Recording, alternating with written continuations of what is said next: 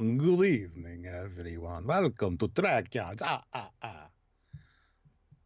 Just because he said good evening and it just sent me off on a tangent. I apologize, guys. Anyway, we are back for another live review. We have hit the end of season 1 of TNG, guys. This is the season finale.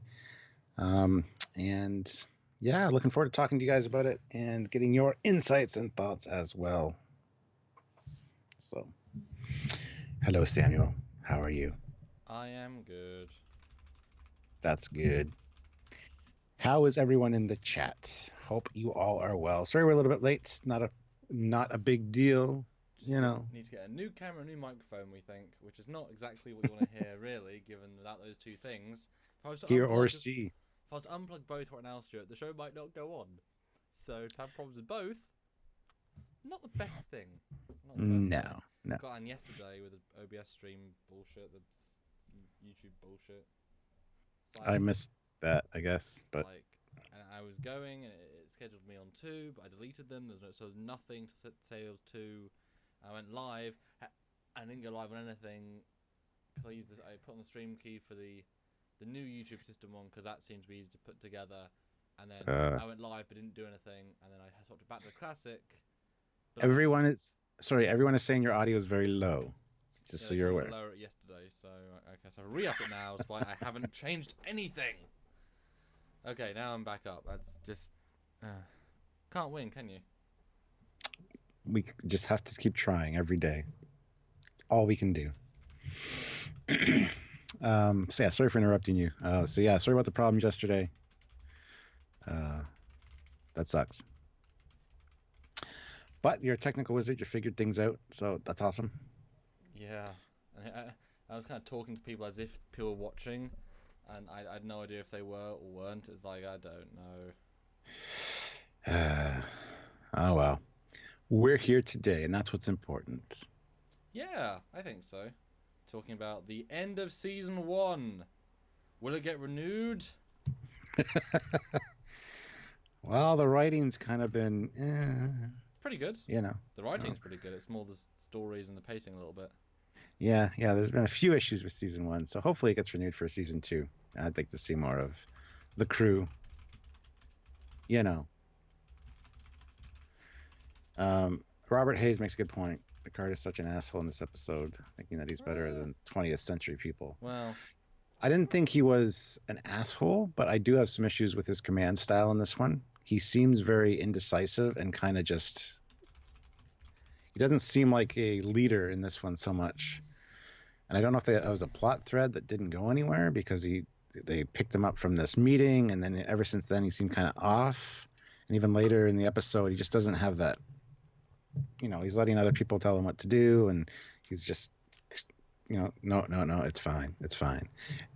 It just seems like he was maybe like infected by one of the conspiracy creatures that was supposed to be a thing. The problem with rewatching a show like this is that we're watching it in order, relatively close together, so the story is very close, and it's written, you would assume, with some level of sense. So to go from last week into this week and not even reference it, it stuck out like a sore thumb, because the whole Federation is possibly go up in flame, and isn't even one line of throwaway dialogue. It just feels so disconnected, which it is. This could be any season, any moment. That just felt really weird, given how big the last week's was, which is why it's kind of bad to have like such an epic season finale and then jump back in on a season finale, which sort of tries to be epic and then doesn't quite be epic, but kind of tries. Well, I think things got shifted too. This wasn't supposed to be the season finale. Conspiracy was. But for some reason, it got switched. That's my understanding. So that would make sense. Yes. Well, there you go. Although you would think they would obviously, they presumably filmed it after. Could have had a line in, but it's probably. And lots of people saying there is no continuity in TNG. I know that, but it doesn't stop you from watching it and thinking, "Oh, I wish there was a link," because it was quite an important. And that's the problem with camera shows out of order as well. It's like you can't hold them by that standard, but at the same time, this is how the Blu-ray is presenting it. This is how it was released. It's like, I mean, they edited in this order, so they should have had something. They're saying your audio is still low. Well, okay, I'll jump it all the way up again. Can't win. No, it's okay. Literally yesterday, it was at normal, and then I had to jump down like 20% of it. That's weird. So anyway, Jeff is saying the distortion issue from yesterday is gone though, so that's good. But your audio is low, so well, there we go, fixed now. So Stuart, this is the epic season finale. What did you think overall? Non-spoiler for well, yeah, spoiler, but like non-humongous review of this one. I enjoyed it. I completely forgot all about the Romulan aspect of this episode. I just thought it was about the people in Cryo, and that they were found in the neutral zone, which they're not. They're actually found, a couple systems over or whatever, and then they head to the neutral zone. So I completely forgot the Romulans were even in this, and that there was that story of the star bases being scooped up. I thought that was like another episode, but it's the same episode, so that's cool. For being called the neutral zone, I think like that aspect of the story seemed a lot more like a B plot to me than the A plot.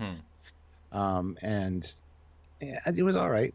It wasn't a great season finale for sure. It was a good episode, but I wouldn't say it's a good season finale. But then again, they hadn't set up the trend of having really great season finales to kind of hook you and keep you. Because up to this point, there was never any cliffhanger Star Trek. Best of Both Worlds was the first cliffhanger episode of Star Trek, and I remember people complaining about it, going, "We don't need a cliffhanger to come back for the next season," because by then everybody was loving Star Trek. So I don't know. I thought it was good, a good episode, but not a good season finale. That's kind of my quick review. Yeah, I love that you've said all that, and I love not discussing these things ahead of time with you. That we actually go in completely fresh, because I remembered the Romulan stuff and barely remembered the Cryo stuff. Exactly the opposite. I remember it being a Romulan story with this throwaway, barely in it Cryo stuff, apart from like it started. And I rather enjoyed the dialogue in the Cryo stuff. That was always really didn't care until literally today. And I was like, oh, this is actually pretty well written. But boy, the balance between the two storylines is so broken. Yeah. The Cryo is such a D plot. Why the hell is it the A plot? You know? I know. Like it's a DS9 10-minute intro piece, whereas Romulans are like that should be the big A plot. Now that said, there is no storyline in the Romulan plot. It's just we go meet them accidentally. Yep. We talk. That's it. There's nothing there. It's just the build up. So there is no plot there. So they had to do an A plot because there is nothing there. So in that context, it works. But it's very strange. And they could have done more, but I'm guessing also amount of money. Like all the new money went into like these couple of costumes and like the Derodex miniature, and like the couple of little things, because they actively don't show stuff they should do, like the star bases, any map paintings. They actually don't show stuff, I think, to save money for stuff they can show. Yeah. And it is the end of the season, so the money is, I mean, they probably had like 20%, 30% less budget than they even thought they were going to have. They were like, well, okay. What costumes are going to put these Cryo people in? Oh, naked. No costume. Nope. The free one. Well, Christopher Rollins makes a good point. Not every problem, but I think most problems with season one, some problems with season one could be blamed on the writer's strike. There was a huge writer's strike. If you watch the documentary Chaos on the Bridge, they talk about that. So a lot of stuff doesn't feel finished or complete. It's just kind of rushed to put on screen. But still, the actual individual scenes are well written. I think the writing actually stands out in TNG Season 1 as being, for the most part, pretty damn good. But a lot of it's just the stories they pitched and how they executed them. I guess, like you say, the polish. The polish like a Season 3 would have. But I will share this as we went straight into it. We've got some great people. We've got 117 already, which is amazing. You do the spiel, and I will share. The spiel. All right, I'll do my captain spiel that I do every live, except for the one time I made Samuel do it. But before we do that, Jeff Jacobs puts in 350 and says 50 and under 15. Now that's how we do it. Again, at 100. We have 117 people watching. By all means, everybody hit that like button. Let's get those likes up to 100 right away. It'll make Jeff happy and both of us happy as well. And hopefully more people tune in for this one as well. That being said, it's that time of the live where I say super chats are important, guys. If you want to be part of the community, have your comment read, your question answered, and interact with us on a more personal level where you can kind of steer the course of the conversation, by all means, consider sending a super chat. It comes up in a separate window for us. It's a lot easier to see. The general chat is great. We try to follow what's going on in there, but it is quite hard sometimes when we're doing our review and doing other things, to follow that. We do read the occasional comment off there, obviously, because we love our community. We love you guys that show up on a regular basis, so we want to include you guys. But one of the best ways to do that and be seen is super chat. Also, you can help us by going over to Patreon, which is our monthly subscriber service. Link for that is down in the description below. It's in the description of all of our videos, and so is our PayPal information. If you want to send us a PayPal instead of a super chat, because YouTube takes 30% right off the top of all super chats. If you want to get us to get more of that money, by all means, send a PayPal, mention it in the comments or the chat, and the admins will bring it to our attention, and we will go to PayPal and read your comment or question from there. It's another way to interact with us as well. Plus, there's also lots of great stuff, lots of great Trek Yards merchandise through the Teespring store, link in the description, and Eagle Moss, if you want some of the Eagle Moss ships, some of the ships you might see in this episode. By all means, click the link down below for Eagle Moss. Head on over there and add some stuff to your cart. And on checkout, just use the discount code TrekYards, all one word, and you'll save yourself 15% off orders of $50 or more, which is a pretty good deal, and helps you out, helps us out, and there you go. But yeah, one of the best ways to steer the conversation and get your comment read or whatever is to super chat. So just wanted to point that out. Sorry guys, I have to do this for every video because sometimes we get new viewers and things like that. By the way, speaking of new viewers, everybody hit like, but also make sure you're subscribed. If the subscribe button is red, that means you're not subscribed. So you got to hit that. It's a red alert button. See, it says if it's red, it's red alert. That means you have to hit it and activate that red alert and save the show. Get regular notifications and stuff for our lives and our regular videos, and don't forget to hit the notification bell icon, because YouTube doesn't always notify everybody of everything, but the notification bell, let's pretend it helps, because that's what it's there for. So try hitting it and stay in touch that way. Yeah, YouTube doesn't really like many creators these days. No, I think it's a broken system. Yes. But I already read Jeff Jacobs' super chat. I will read Dave Stetzler's now, who puts in $2. Bring on the low mileage pit wolfies. Yes. That's slang that the one guy says to Data. Yeah. No, it's definitely. I always found that guy, the let me find a picture of him. Country music singer. Yeah. Yeah, he's legit charming.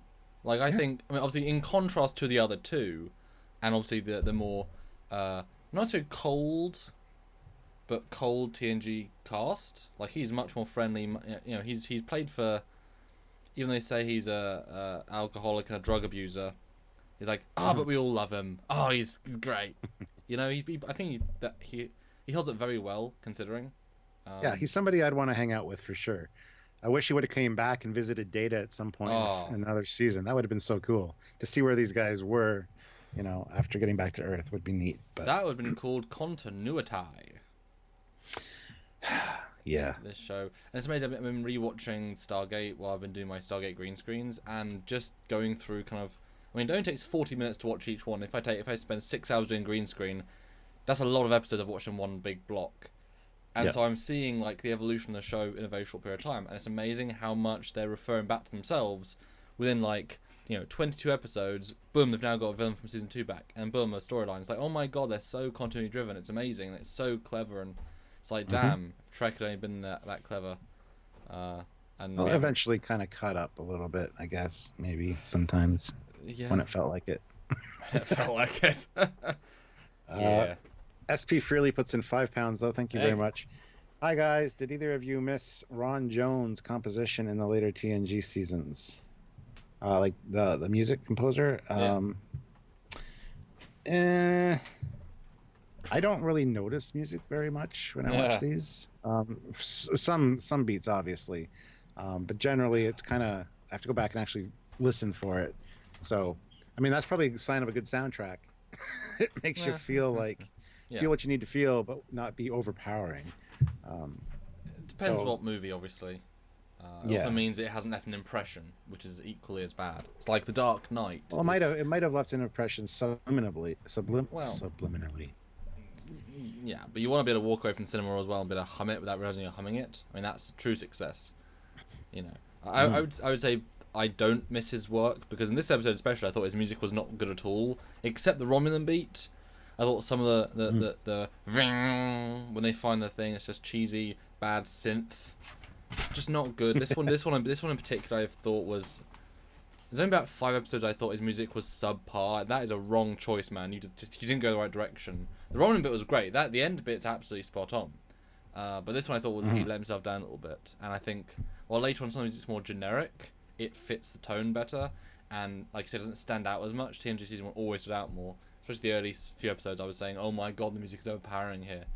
Like the one with Tasha and the racist stuff. Like, it's like, oh my god, it's telling you how to feel. God, calm down. The acting and script aren't doing it then, because the music's telling you how to feel. Yeah. But anyway... Let's just get into it. Yes. Oh shit, my notes went away. Hold on a second. There. Okay. All right, so I love the opening. They find a derelict piece of... or an ancient vessel from Earth, wondering how it got out here. They're waiting at this rendezvous point to meet up with Picard, who was at a conference, and he is incoming right now, so they have a little bit of time. Yeah. And, I love the suggestion, too, like, it's going to drift into a nearby system. Well, I can adjust its heading with the tractor beam to avoid it entering the system and being destroyed.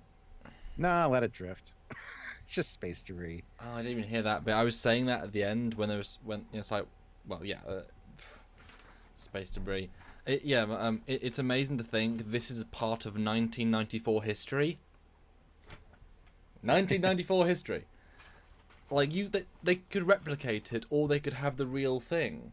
I know it's just space debris, but they've got ample space on their ship. Why aren't they being aboard and taking it back to Earth at some point? It's like, look, this is in the museum. We don't find these things anymore, because guess what? We never got out of Earth, really. So finding something fresh from 200 years ago is quite special.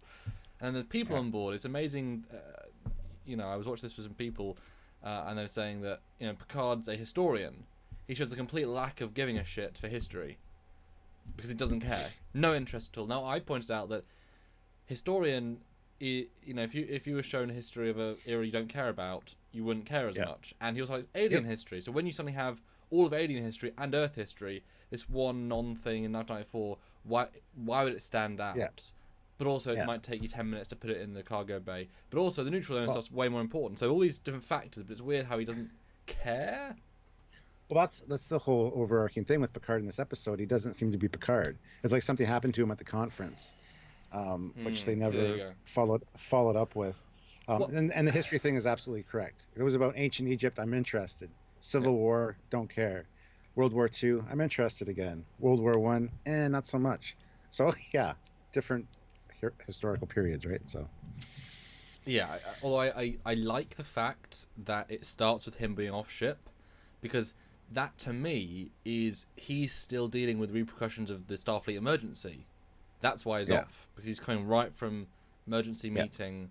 I think that's a happy coincidence, but I appreciate that. It does, and that makes sense. He feels off. I mean, he just killed an entire race. For all he knows. Yeah. He's dealing with PTSD a little bit of his best friend, his last best friend died. It's a legit thing. So there is a bit of continuity. It's just not quite as linked. I think this episode would have been a lot better if it was after or before the last episode, because there's something weird going on, reshuffling of personnel. He was just at a conference, trying to make in the next episode, guessing whether it's him or not. Plus, just the whole scooping out of Outposts, and then also when we find out it's a prelude to invasion, which they mention in Conspiracy. Yeah, it would all tie in beautifully if the order was just switched. It is weird to have this epic threat, which was teased with continuity, and then defeated, and then another epic threat, which is also so powerful it can kill another epic threat, the Romulans. Like, it's weird to have this, roller coaster, and then back up again. We're going back up. That's not really how roller coasters work, pacing wise. Yeah. But I like that idea. If they'd known, I know it's a big one, but people like us talking about it. But I do like if they played on this one was one before last, and Picard was just off. They didn't address it, and at the start of the next one, Riker's like saying, "Have you noticed Picard's a bit off these days?" That would have been great. That would have been great. Tonally very different to how they were, but that would have been great. And Giovanni Liviana puts in $50. So thank you very much for that very generous super chat. It's awesome. Makes this one worthwhile. When this first aired, I was so excited to see Romulans. With the announcement, we're back. I hope for TOS style Romulans, but we got those stepping bully boys, swaggering Millites, gloriosi. Not noble warriors, a theme they already stole for the Klingons. Yeah. Plus the redesign of the makeup from what we first saw in TOS. Again, I don't like the foreheads, but that's okay. I mean, it's nice they're different, because I can imagine that they also wanted to change as time progresses. In 100 years, they want to be less and less like Romulan, like Vulcans, you know, as their empire grew beyond a few... Remember, they were pre-warp, Stuart? No, they weren't. I mean, yeah, we'll get there when we get there, right at the end, so it'll take a little while to get there. And they were only really pre-warp in Starfleet battles, but that's okay. Yeah, we saw in the first picture. Also, lovely miniature. I just wish they didn't use the exact same shot of it 4 times and just flipped it. It made me sick of it. But it's beautiful. Yeah. Well, just made me sick of it. And I love how we wouldn't have even noticed this if we weren't here waiting for Picard already. Yeah. You know, just let nature take its course, let it be destroyed. I mean, and then Data is the one that pipes up. It says request permission to examine it. It's a piece of history. It's like, wow, okay, thanks, Data. I think they might have been thinking maybe Data would be getting into history, so that would be kind of cool as well. But maybe, yeah. And one of my pet peeves, as you know, is that and they even mention it at the end. Sorry to spoil right at the end, but they say it would take us 5 days to save a month's worth of journey from his other ship. Like the shuttle, how long was Picard's trip? Let's say a day. It would take an hour by Enterprise D. He could be there and back before he even settles in, have his tea. So I never appreciate the, I'll just pop on a shuttle. Yes, it'll take me 27 hours, but that's okay. Sir, we could be there in 35 minutes. No. I want to have a break. Now, the break bit's fine, but it just bugs me. Well, the thinking is they dropped him off, or he took the shuttle, and they had another mission. They had another thing they had to do. They had another thing they had to do, which was nearby, and he was already. Yeah.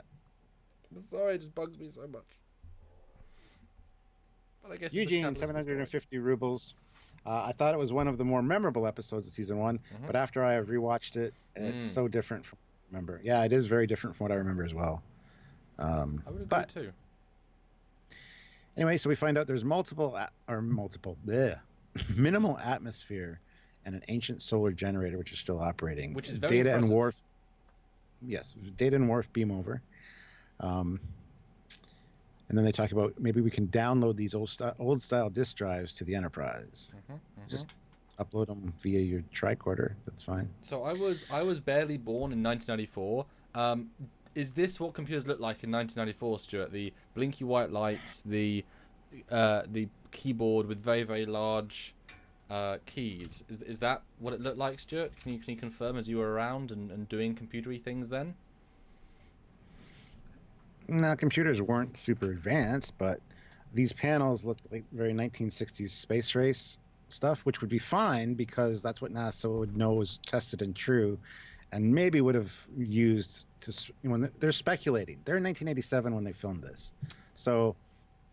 I know, but it's 1994. That is weird, actually. Go with what works.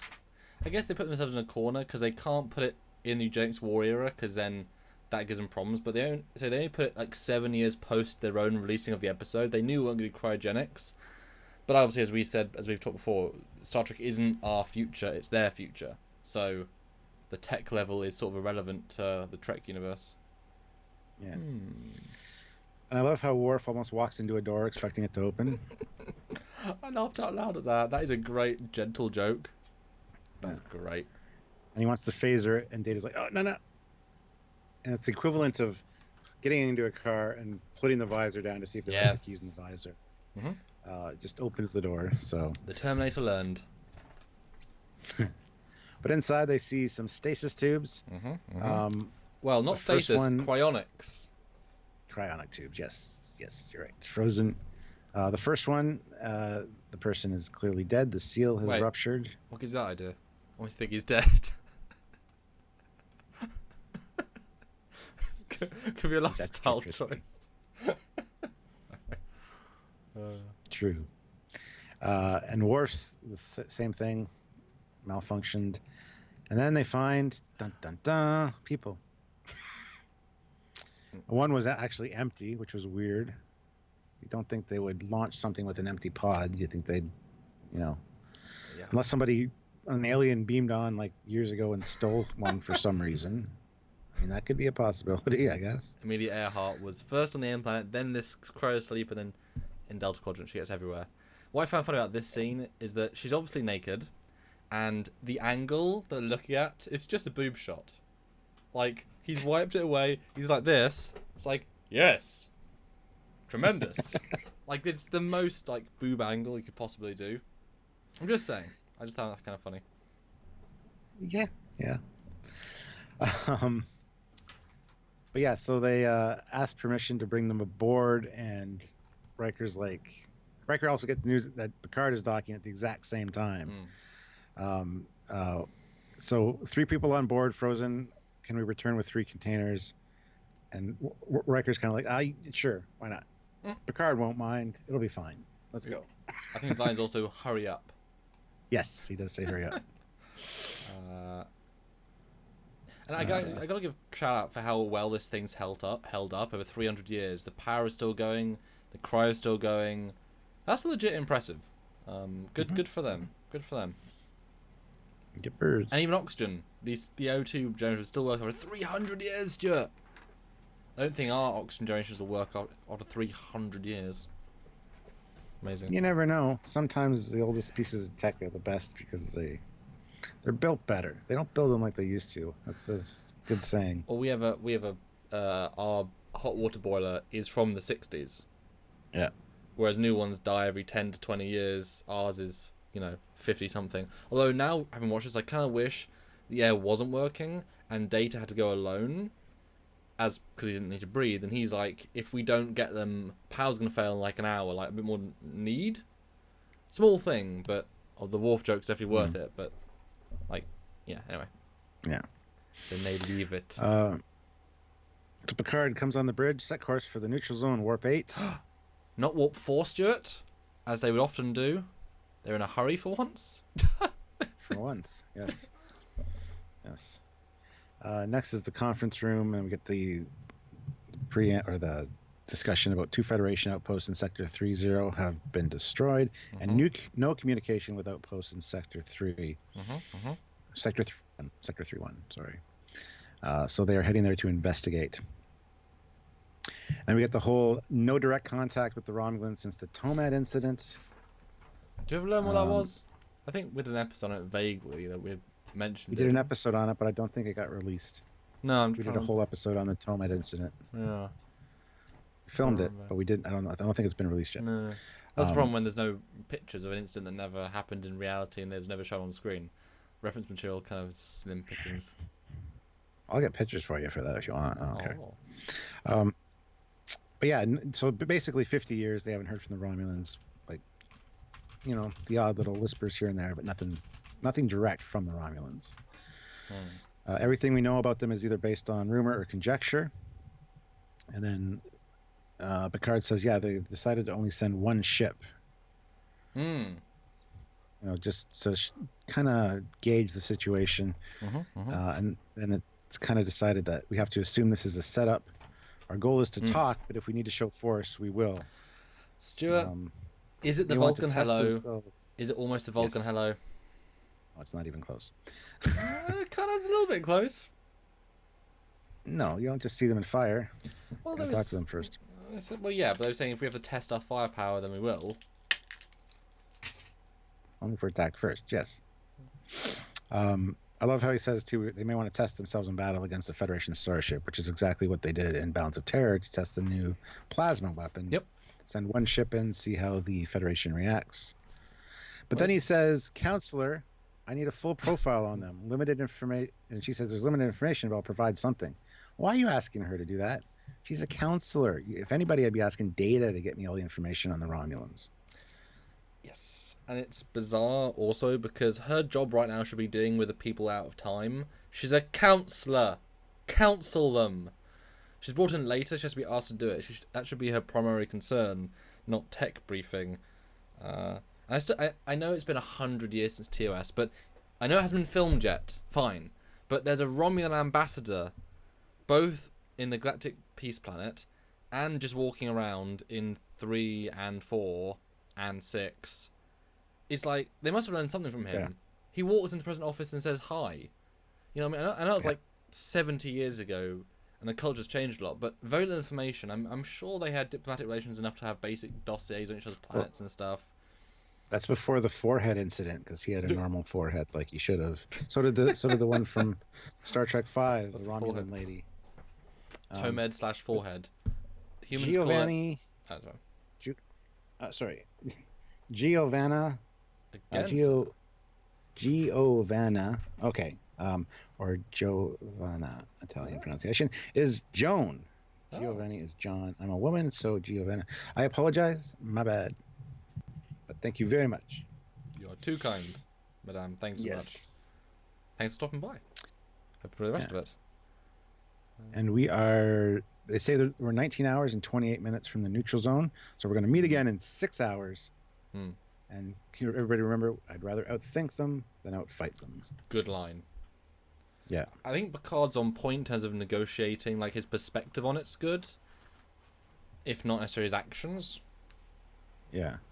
So what do you think of this setup so far then? Because we've gone from this Cryo plot to Romulan plot. Like, what were you thinking when you were watching it? Because that's a radical shift instantly, you know? It's perfect. The Cryo people are going to be just a little B plot, just a little kind of side story. But the main plot's going to be the Romulans, and this whole incident doesn't really work out that way. I mean, do you remember what you thought at the time, or any sort of pre-notions watching this one? As I said, I didn't think these were in the same episode, so no. I thought the Cryo sleep people were like the one, like an A plot. Then there was no B plot, because a lot of the first season TNG ones don't have A and B plot. So I thought their show was like a separate incident altogether. So I don't remember the first time really. I just remember I thought it was cool that people from our time-ish were in the future, and how you would react in that situation. That's one of these episodes where it's like, what would I do? Yeah. So get a guitar. Yeah. No. Yeah. I certainly like this one so far, although I'm guessing then they called it the neutral zone again. The neutral zone, implying that there is just one, because they always you clarify Klingon or Romulan, so the one that Klingons were in earlier was Romulan, and they're breaking treaties, and that's just a poor writing thing, but it just, you know, because they'd say close to Romulan neutral zone, they always clarify. Just This next scene is great though. Picard gets called down to sick bay, and she's like, "So what are we gonna do with our guests?" And he's like, "What? I wasn't aware people were beamed over. What? Nobody tells me anything. What? Yeah, they were frozen. I thawed them. I had no choice." What?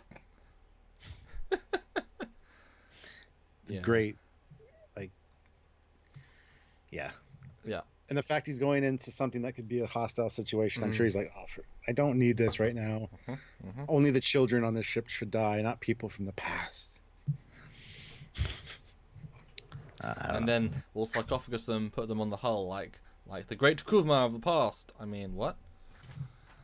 Yeah, this is a fun scene. This is very like funly written, and I kind of imagine that he literally docked or got on board, walked right to the briefing room, called them in, and then walked right down to Beverly. Like, there was literally nothing in between. So this is like, Beverly, I've been back 5 minutes. What the hell happened miles away? What are you on about? What? But yeah, she tells them that each of them had things, easy things to fix, just not back then. One had emphysema and liver damage. The other had a heart condition. Each had been frozen after they died. Yeah. Cryonetics Yeah, Cryonics. cryonetics was a fad of the late 20th century. And then he's like, Mr. Data, please report to the sickbay immediately. Just annoyed. But it makes you appreciate grumpy old man Picard is so infrequent. The way he does pop out, it's like, oh, hello. This is one of his very few for season 1. People associate him with being cranky, but he is pretty much who Picard is. This is a standout. Oh, he's not, you know. Mm-hmm. And Hawkins says the Klingon neutral zone was neutralized after the Federation Klingon peace accord at Kittimer. You say that, then why was a Klingon bird of prey and all that stuff happening in the episode with the Code of Honor people? Like, I'm just linking into a previous thing that makes sense. So I know, just linking into a thing doesn't make sense. Jarzia puts in $5 Canadian. Regarding Troy here, the best about lower decks is that we won't always be seeing senior officers doing jobs outside their job description for screen time. Yes. Very true. Very true. And Giovanna puts in $5. I don't like the forehead V-ridge either. One explanation of which I approve is that the V-ridge is caused by religious scarification. Ooh. It's pretty dark. Yeah. Yeah. There should be both kinds, you know. Yeah. Again, just simple. I mean, we only saw one set of, I guess if you include the ambassador, one set of Romulans. They could be like a caste, but if you're a higher caste, you have the forehead ridges, or lower caste, you know, depending, you know. Yeah, around or military, like the Daemons for the Ferengi, they get tattoos. Yeah. So. Well, one thing you said is that, you know, if they look like Vulcans, they can blend in. So maybe they're in a certain level of, they'll stay the same because if they need to infiltrate, they can. Whereas if you're just living on Romulus, you can have the full ridges. I mean, come on, people can be swapped from Klingon to Romulan, Romulan to Klingon, Klingon to human, human to Ferengi. Yeah.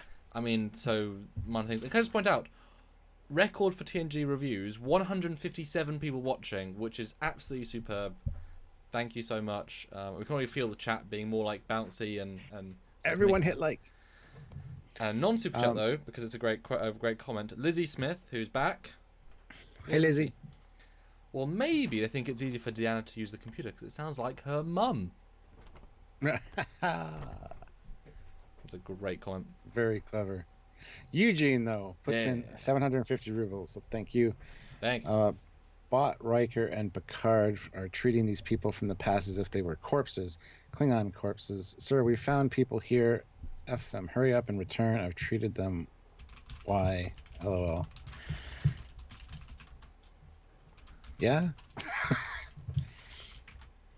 Well, I found it. Hurry up and return. Oh, yeah. Yeah, I did think an interesting comment that Picard made in this scene is like, when he talks to Data, is like, oh, they were dead, you know. That's coming up. As a wonderful conversation. It's like they were Data. They were dead. What else could have happened to them? It was such a great line delivery because Data's like, I couldn't leave them there. He goes, but Data, they were already dead. What more could have happened to them? It was just, I laughed out loud. Yeah. I made a point of writing down the laugh out loud because that was awesome. And Data's like, oh, didn't think of that. Like, that's beautiful. That is like season. Well, I guess the top was season 4, but season 4 writing. Yeah. Well, he says it seemed like the proper thing to do at the time. He was trying to be human, I guess. And what would a human do in this situation? And they are living historians. I mean, each one of those could be debriefed and put on record and know stuff. I mean, they are invaluable. You can't just make people, well, you can, but they're holograms. But, you know. It's great. Judge 1981 puts in $10. Oh, thank you. Late to the party, $10. Well, thank you very much. Thank you very much. Welcome. Awesome. Hope you enjoy the show. Yeah, I just love when he calls Data to the bridge or to the sick bay too. The look on Data's face, kind of like, "Ah, shit, I'm in trouble." You know, Dad's home. Dad knows what I did. Data, put away your toys. So well done. Oh, yeah. Wasn't done playing with them. Jeff Jacobs puts in 358. Over 100 in under an hour. Brilliant. Hashtag make Jeff pay at 150. So 150, guys. 154 of you here. Easy to get to 150. Everybody just hit the like button. Thank you. Click that like button. Click that like button. And Brandon D has a great question to us. I wonder if the Prime Directive should apply to these people. They're from a pre-warp culture, technically, not to mention the huge culture shock bringing them back. Your thoughts? I get so sick of that question about the Prime Directive. The, They are humans after all. I think that conversation's been had before. They are humans. They deserve to know. I don't think it's fine. I don't think it's a problem. I think it's perfectly fine. yeah, I think I think just the fact the Doctor has a right to care, her Hippocratic oath overrides because it's like they are humans, and there you go. You know. Yeah. Although to be fair, you could theoretically put them in a holodeck the rest of their lives now if they wanted to just live in the. If you wanted to fool them and just let them live out, you could. But what a waste of everyone's time and life. That would be inhumane. Like basically wasting resources and keeping them captive against their knowledge. I mean, Yes. that's just not something the Federation would ever do. No. But anyway, Beverly says, "Got to wake them up." So Worf to sick bay for some reason. Well, it's security, and Worf is the only security person that comes. Because, well, I mean, they only call Worf. It's like he's the only security that matters. Well, they did say Worf to sick bay, not security. But I mean, like, it's always Worf. I know, but it's just like, why would you? Anyway, so she wakes up and then immediately passes out from seeing Worf. And the music was kind of funny there. Worf had a nice reaction. Yeah, no, it's a thing. This was TOS Picard, music. This was TOS music to a T. It was. And after she passes out, Picard's like, "Welcome to the 24th century."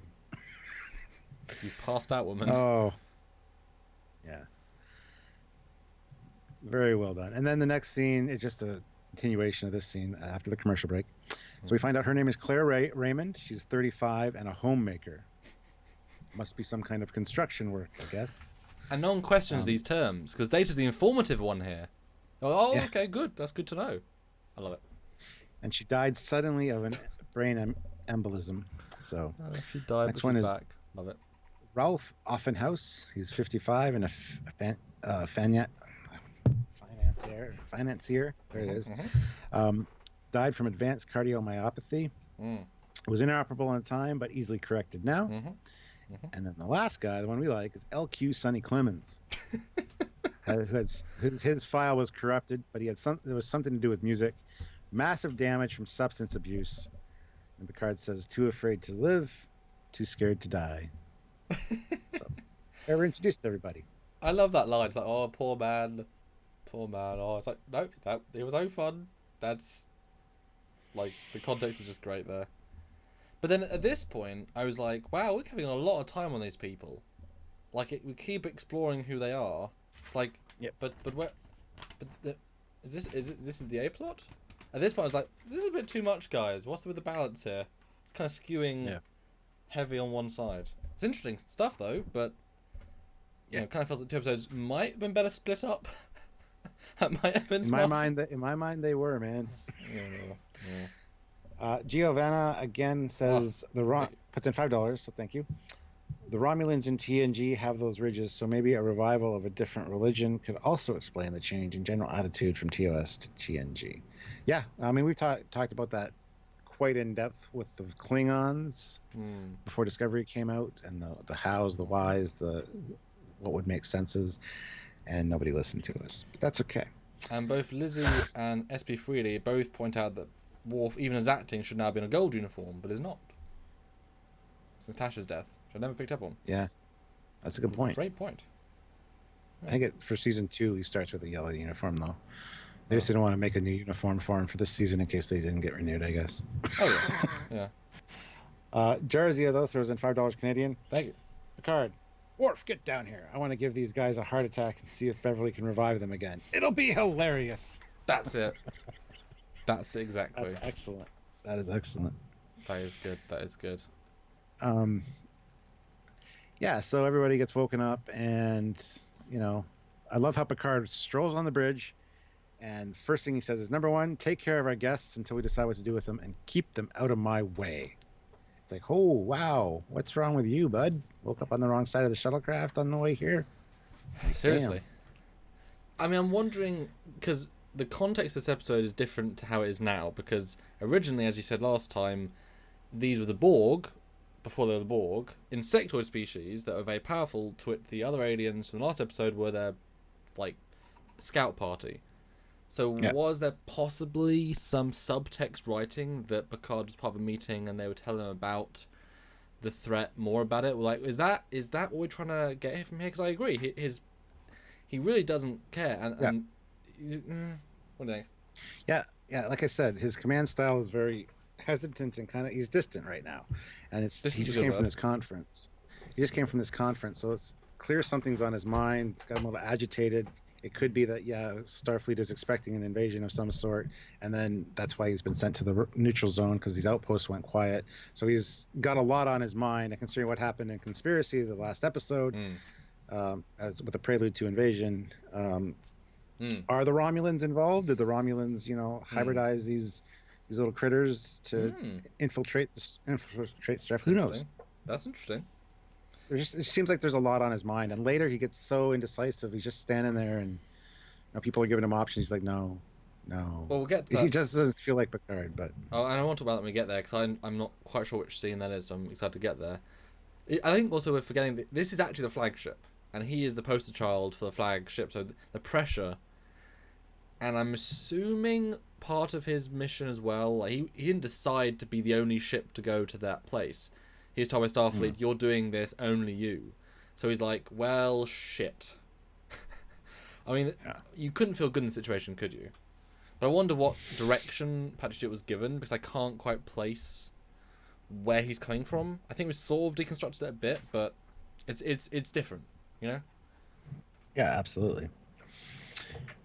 All right, so that was just a really short scene of him on the bridge, and then we got down to the guest quarters, and I don't think this is a room we ever see again at the same context, room, but it is a nice room. Yeah. It's probably been redressed, obviously, for other things, but so we get the explanation. You're on the starship USS Enterprise. One guy's American? No, United Federation of Planets, of which Earth is only a member.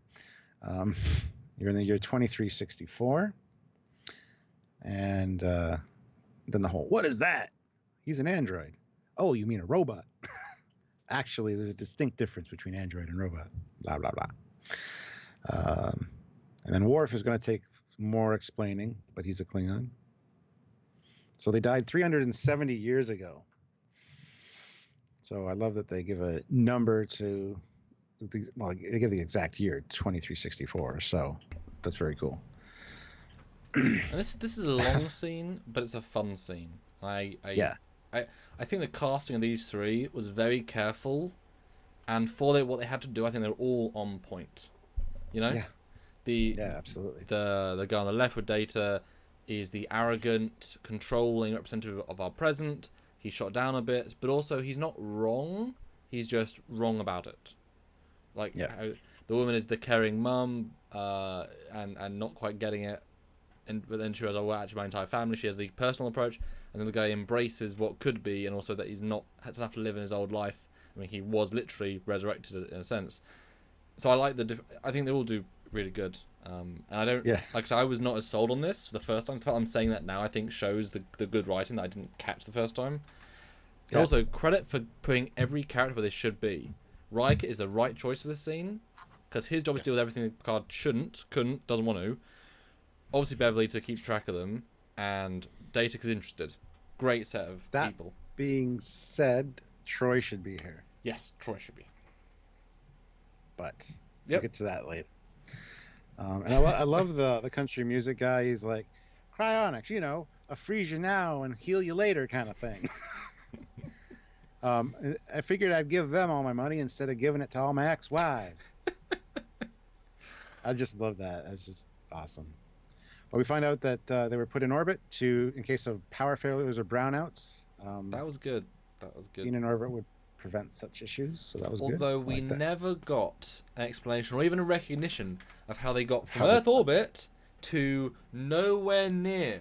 I mean, not even Voyager 6 got that far out in that amount of time. Something happened that's major to get them that far. I mean, it's further out than Botany Bay. Jesus Christ. A micro wormhole. Who knows? Like, that, I'm surprised that got completely glossed over. Because, I'm 300 years, but you realize it might take 50 years to get out of the solar system. Guess what? We had spaceships at that point. The NX-1 might have bumped into them. It's like, you know what I mean? Yeah, and Dave Stetzler is asking, is the chat working? Yes, I can see your chats. It wasn't working for me a minute ago. I'll be honest, wasn't refreshing. Let me see if it's. Oh, it's been working fine for me the whole time. So. No, the chat is still paused where it was. No, it's streaming for me. Dave Stetler just said hello? ? It's not. That's not updating on the public. Judge 1981 said seems. Just everybody refresh your browser, I guess. It's working for me fine. Yeah, but you're in the main chat window though. You're in our special window. I'm assuming, or are you on YouTube normally? No, I'm on ours.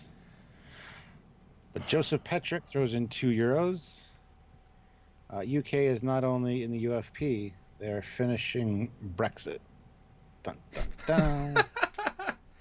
Aw, took us that long, eh? That's funny. Yeah, some people are saying the chat's working, other people saying it's not. Interesting. Not much we can do about that. I have to jump. Keep posting, guys. You just can't see each other. They just keep hitting refresh and keep trying. It'll come back at some point, we're sure. Yeah. I'm not sure what else I could do. Well, while you're figuring that out, we find out that the lady, her husband Donald,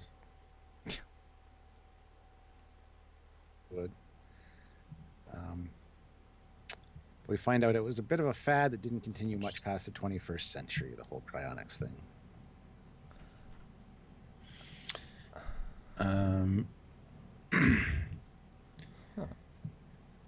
And Mr. Financier there, he's like, I got to make a phone call. I have a substantial portfolio. I need to make sure that my bank knows that I'm alive and well. Very important. And I've put a lot of money into this company as well, so I'm probably like, yeah, rolling in dough. Loving a later scene, he mentions, I know it's not my lawyer I'm trying to talk to, but this firm is a really good prestigious firm. Law firm. Yeah, I mean, this firm is going to stay around for 300 years. It's fine, don't worry. And Picard's like, mm-hmm.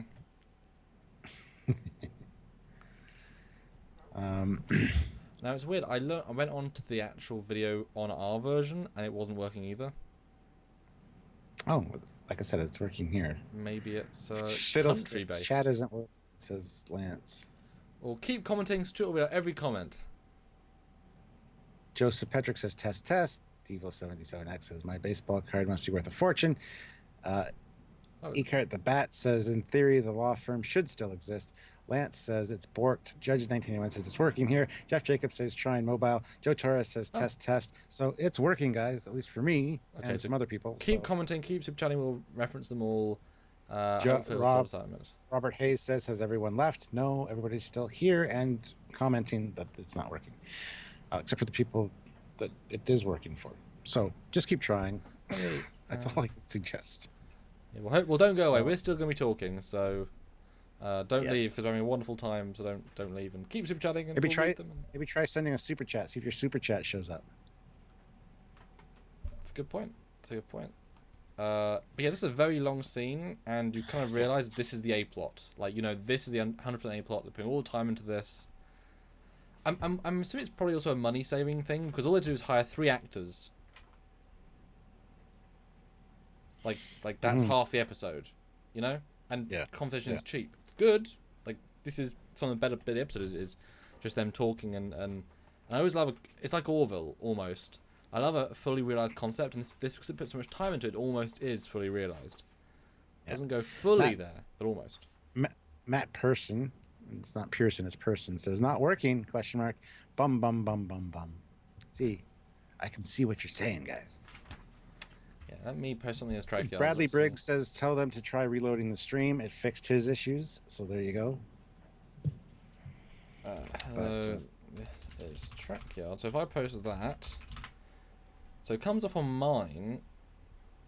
Do you see what I posted? Lizzie Smith.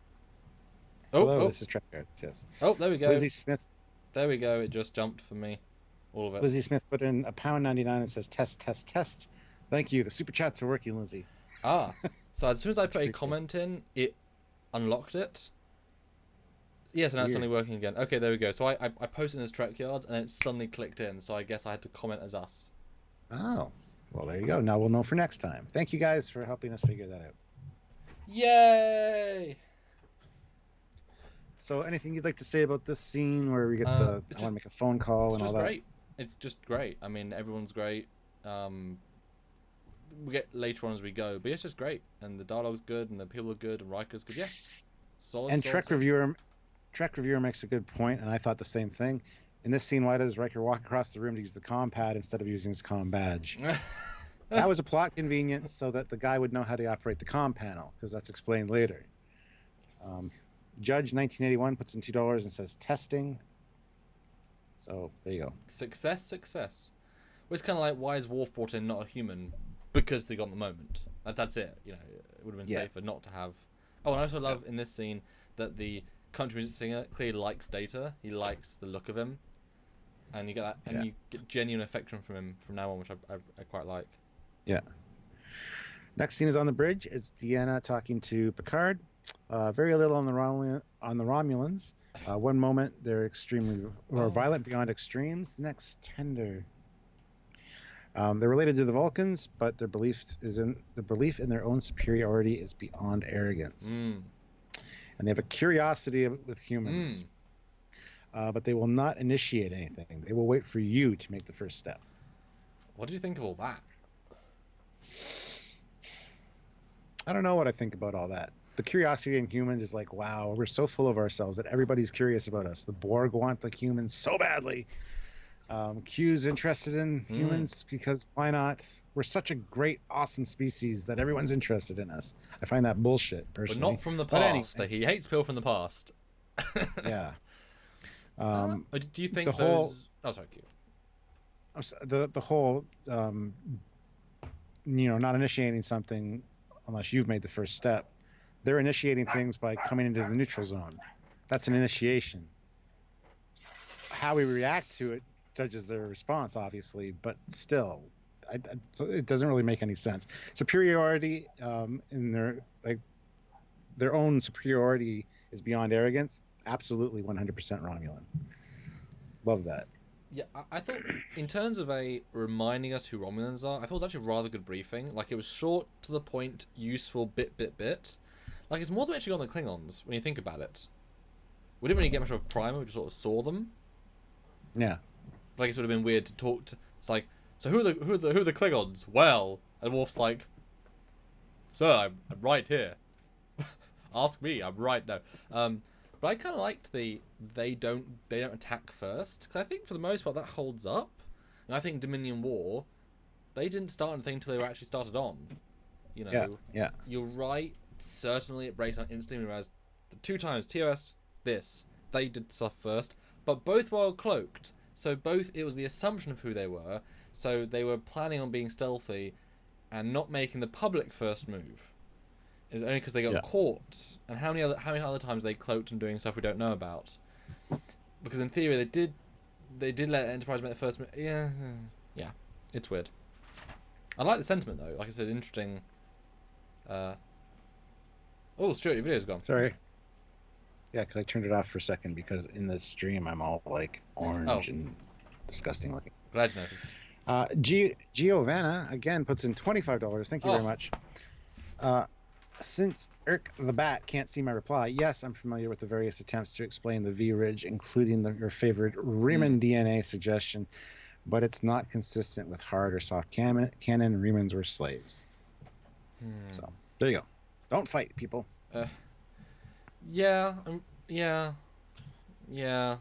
I like the DNA thing. If Archer can go from human to half ridges because of one injection, they can obviously just invent their own ridges overnight if they wanted to. And I assume it's a statement against the Federation. I mean, against the Vulcans. Maybe there's like some political upheaval, and they said, we don't want to look like the Romulans, so free on the Romulan NHS, we're giving free ridges to all. Also, it's mandatory. It's like, what? What? And mandatory breast enhancements is mandatory. It's like, what? Even for men. Alexander shows up and puts in $2 Canadian and says, let's go, Captain Foley. Foley. Anyway, moving on. Next scene is great. It's a country music stinger guy messing with the replicator. I want a steak, potatoes, and fried greens. The hell with that. Just give me a martini straight up with 2 olives. For the vitamins. And then he says it's the best martini he's ever had, which is odd because most people, when they try synthahol, which is what the replicator would give them, say it's not quite as good as the original. Could just be that he's been frozen for a while, his taste buds are kind of off, or he just has always had shitty martinis. Yeah, no, I don't know. But he was we assume is implied somewhat famous singer, so that would be what a coincidence everyone gave him shit drinks. Yeah, I laughed at this scene. I was like, it's not allowed to make you real booze though. I mean, Scott knew instantly. Yeah. So that I thought was a bit strange. Yeah. But that said, I mean, you could also argue 200 years of broken taste buds. You know, did you know, Stuart? The biggest side effect of cryonics is chicken tastes like beef and water tastes like martinis. Perfect. Sweet. Yeah, it's a good scene. Dave Statzler puts in $2. Thank you. Empty cryo tube actually had Disney head in it. Yeah, Walt Disney's head. Yeah, that'd be good. I like it. I love how he's like, let's turn on the TV. He wanted to check on, I forget this, I didn't write the sports team down because I really don't care. Yeah. TV didn't last much beyond the year 2040 or 2040, says Data. Not long left, Stuart. Not long left. I know. And then exactly what I thought. Star Trek, Stargate, that's it. We've got 20 years left to make all the TV you ever wanted. I think it's actually on track. Cable companies are going the way of the dinosaur because of streaming. It's all computers now. You don't really need a TV per se. You need a computer or a screen, right? So, you know what? It could be legit. So, what's TV? We just stream our content. Because what does a television mean? Like, what does the word even mean? Television. Like, how is that? Vision, sure, but telly? Is that telephoto tubes? Like, just the wording would not probably represent what a flat screen LCD pixel monitor would be. You know what I mean? The wording it's like the save button is like a floppy disk. There ain't no floppies anymore. Well, not on Team Trek Yards anyway. Yeah. And Trek Reviewer says, Trek Yards, what is with the lack of security lockouts on the Enterprise? Ralph often has used compad and then goes to the bridge, no authorization. That's because, as Picard says, people on this ship have restraint. But yeah, you got to think, whenever they say something like that, I think, well, you also transport diplomats back and forth that are usually rivals with each other that want to kill each other. You're picking up people off of derelict ships that you're saving that are pirates or whatever. There's always shit going on. So yeah, yes, technically, if it was an all Starfleet crew, and their families would know the routine and stuff, so that would be fine. Nobody would use it without authorization, but still. Yeah. Although even in the 2474, whatever it was, would a 12-year-old kid going to puberty, would he be fully trustable? Is every perversion, although I said not perversion, is every version of humans that good? Although surely if you're this advanced this far in the future, the stigmas aren't a thing anymore, so it wouldn't be as much of an issue. I mean, come on, Bortus can have massive group porn sex and not only bats 9. Oh wait, wrong show. The security thing is interesting. I get where you're both coming from. This should be a common sense approach. This ship knows all of their voices. So the simple thing is just don't respond to those voices. And then you input their voices as part of a diplomatic code, and then part of that is limited access. So, like, you have automatic access to your quarters. You wouldn't even need to input their voices. The computer would be able to track everybody that is wearing a comm badge, so it knows where all the Starfleet officers are. We know where their family members are based on bio readings, probably, because my phone can read my fingerprints, for Christ's sakes. So yeah, if anybody new came aboard, the computer would keep an eye on them, track them, and not let them access certain features. That would be what my ideal ship would do. So, but I guess that's pushing the AI nature of the ship a little bit too far. Not in the future. Not in the future, but this is still the Trek future, not necessarily the logistical future. Because if it could do that, then as soon as someone sneezes, the computer will say "bless you." It's like, oh, how did you know? I always know, Dave. Yeah. You need the toilet. Here's the toilet. It beams you to the toilet. Here you are, Dave. But anyway, good scene. Not about the toilet. And I love that the singer guy basically says, Data, now we've got some drinks. Do you want to go find some babes? Yeah. Love it. Never caught that. Love it. There's like... And then the other guy stands up and says, I want to speak to the captain as soon as possible. So yeah, that's going to be a problem at some point, I'm sure. Alexander puts in another $2. Senator Latent is the best Romulan ever. Senator Latent. Oh, he's the. It's a fake. It's a fake. Yes. Oh wait, is he? Yeah, it's a fake. Yeah, he was good. He was good. Yeah. He was... So yeah, I'll tell the captain. Then they have a nice walk and talk here, talking about a curious bunch of people. It makes one wonder how our species survived the 21st century. So yeah, I love Data's fascination with them because, yeah, they would definitely be interested in that kind of thing. I would definitely want to meet some people from the past, and that'd be cool. But yeah, although I think it's a little bit. I think people are already saying this in the chat. I think it's a little bit harsh how negative they are towards them. Like, all three have been relatively nice so far. They don't really give any problems. They've all been relatively polite, and you can forgive them for being a little bit cryo stir crazy.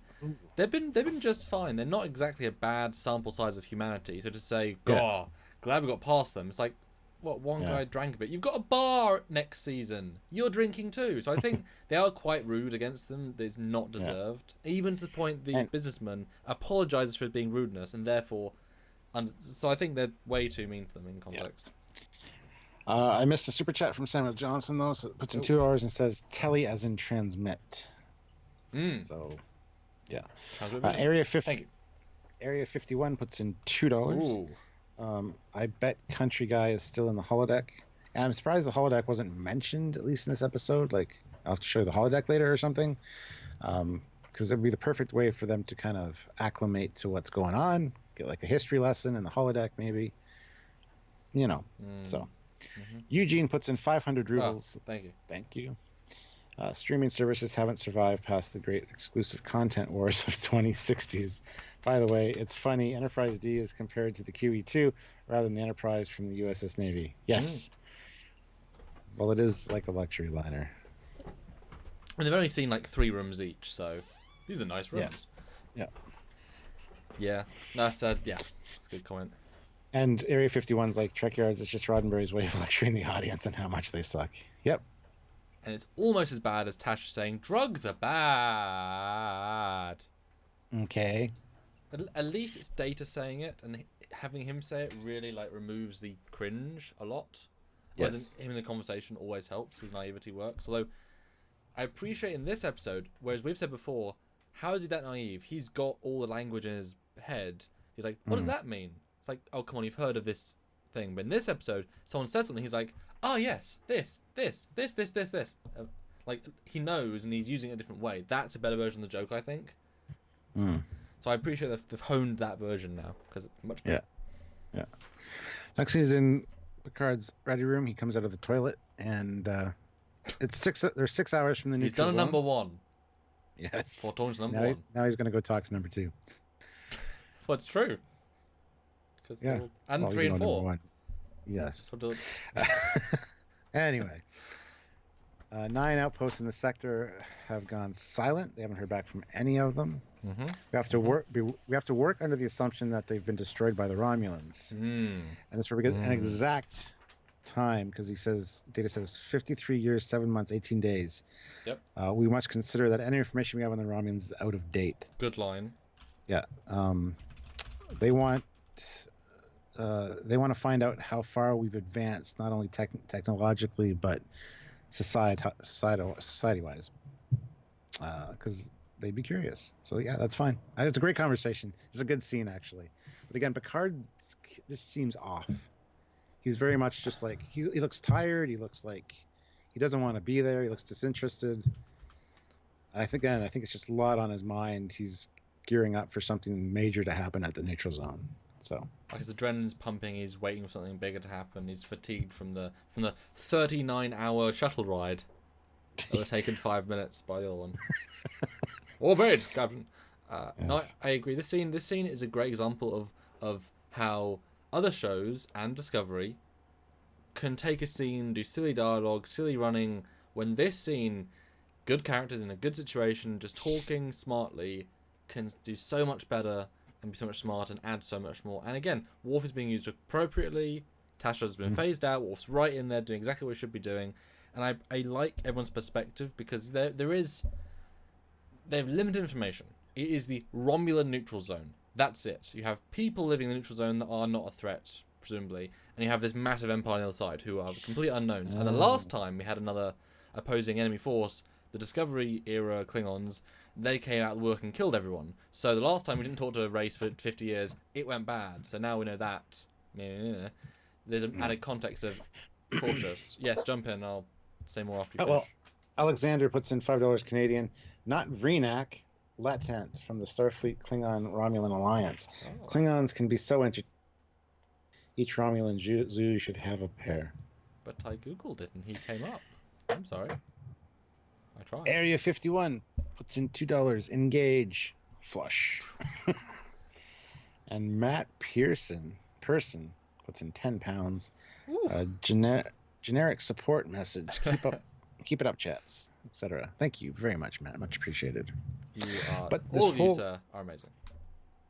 Yeah, but this whole conversation goes off the rails because we get a incoming message for Captain Picard. Captain Picard, I need to talk to you. And I love how he's like, how did he get control of the comm system? Well, he must have seen me use it. That's the only reason that happened. Yeah. Because I thought the same thing as soon as he walked across and hit the comm panel. Like, Riker, why aren't you using your comm badge?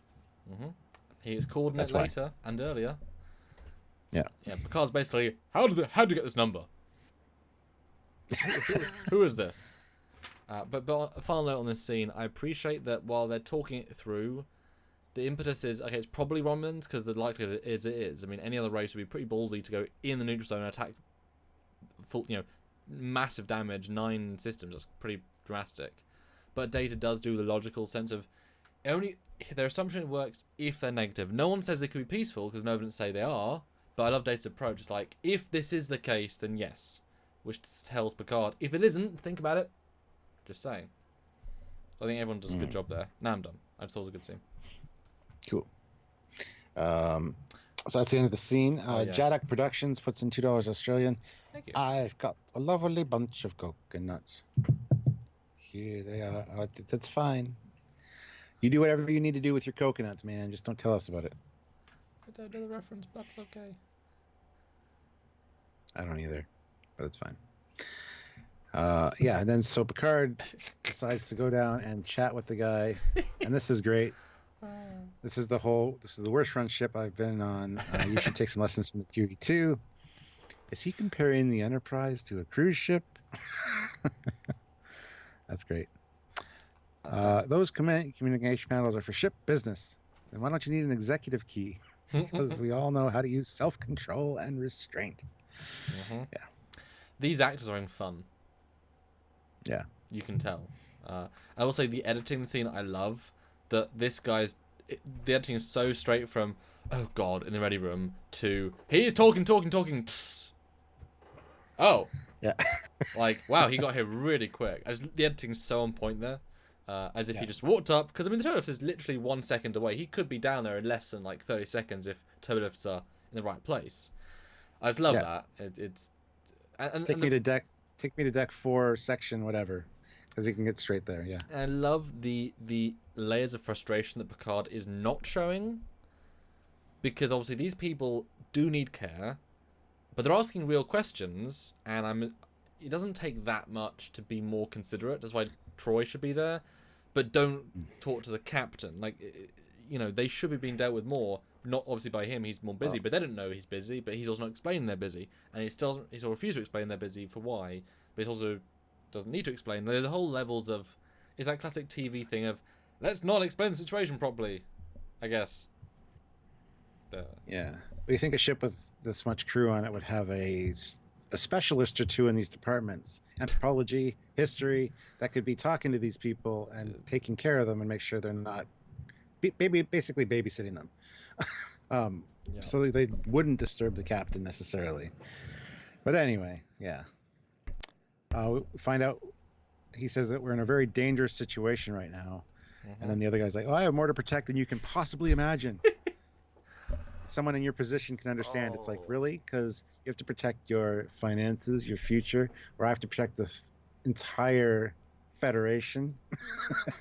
It's just great. But the acting Good is job. so on point and sincere. And Yeah. again, Picard is so restrained because Kirk could have been like, "No, hold on there, Sonny Jim." J-Mo would have slapped him down in like a verbal, "No, you are wrong, sir. I will listen to And Cisco would have punched him in the face. I'm playing, but it's just a. Again, there's so much time given to this, but it's good, sharp dialogue. Yeah. I kind of wish the Romulans weren't in the episode. I kind of wish now that Romulans weren't, and the simple thing of, like, someone's dying from a plague on a planet they go to rescue, and they happen to have antibodies from 100 years ago. Like, contrived plot like that. I wish that was kind of the plot. Or almost, and again, I don't want to do too much pitching, but imagine if it had been this episode, remove all the Romulans. About 28 minutes in, they say, "I'll take you to the Devereaux colony," and it cuts to saying, like, 6 months later, they're there, and then disease pops up, and these people are in uniform trying to do a sort of walking around, and then it's, they can cure people, have them more integrated, even more. Could be kind of interesting. Yeah. But here's the whole I must contact my lawyer thing. I'm sure your lawyer's dead. Yeah, rest assured, the firm is still operating.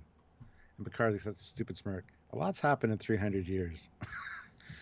And then comes the whole speech about we've outgrown the need for wants and things. We've stopped hunger. We've cured diseases. We've outgrown our infancy. And he's like, you got it all wrong. It's not about wealth, or it's about power. The power to control your life and your destiny. Well, that kind of power is an illusion. Just great back and forth with these two. I really do appreciate the future human and the materialistic human. I mean, he's from 1994, so he's very contemporary, But it is weird. I like the whole, it's not about the money. The money equals the power. But I'm surprised that Picard didn't embrace your own destiny, because in Starfleet, in Federation, people choose their own destiny.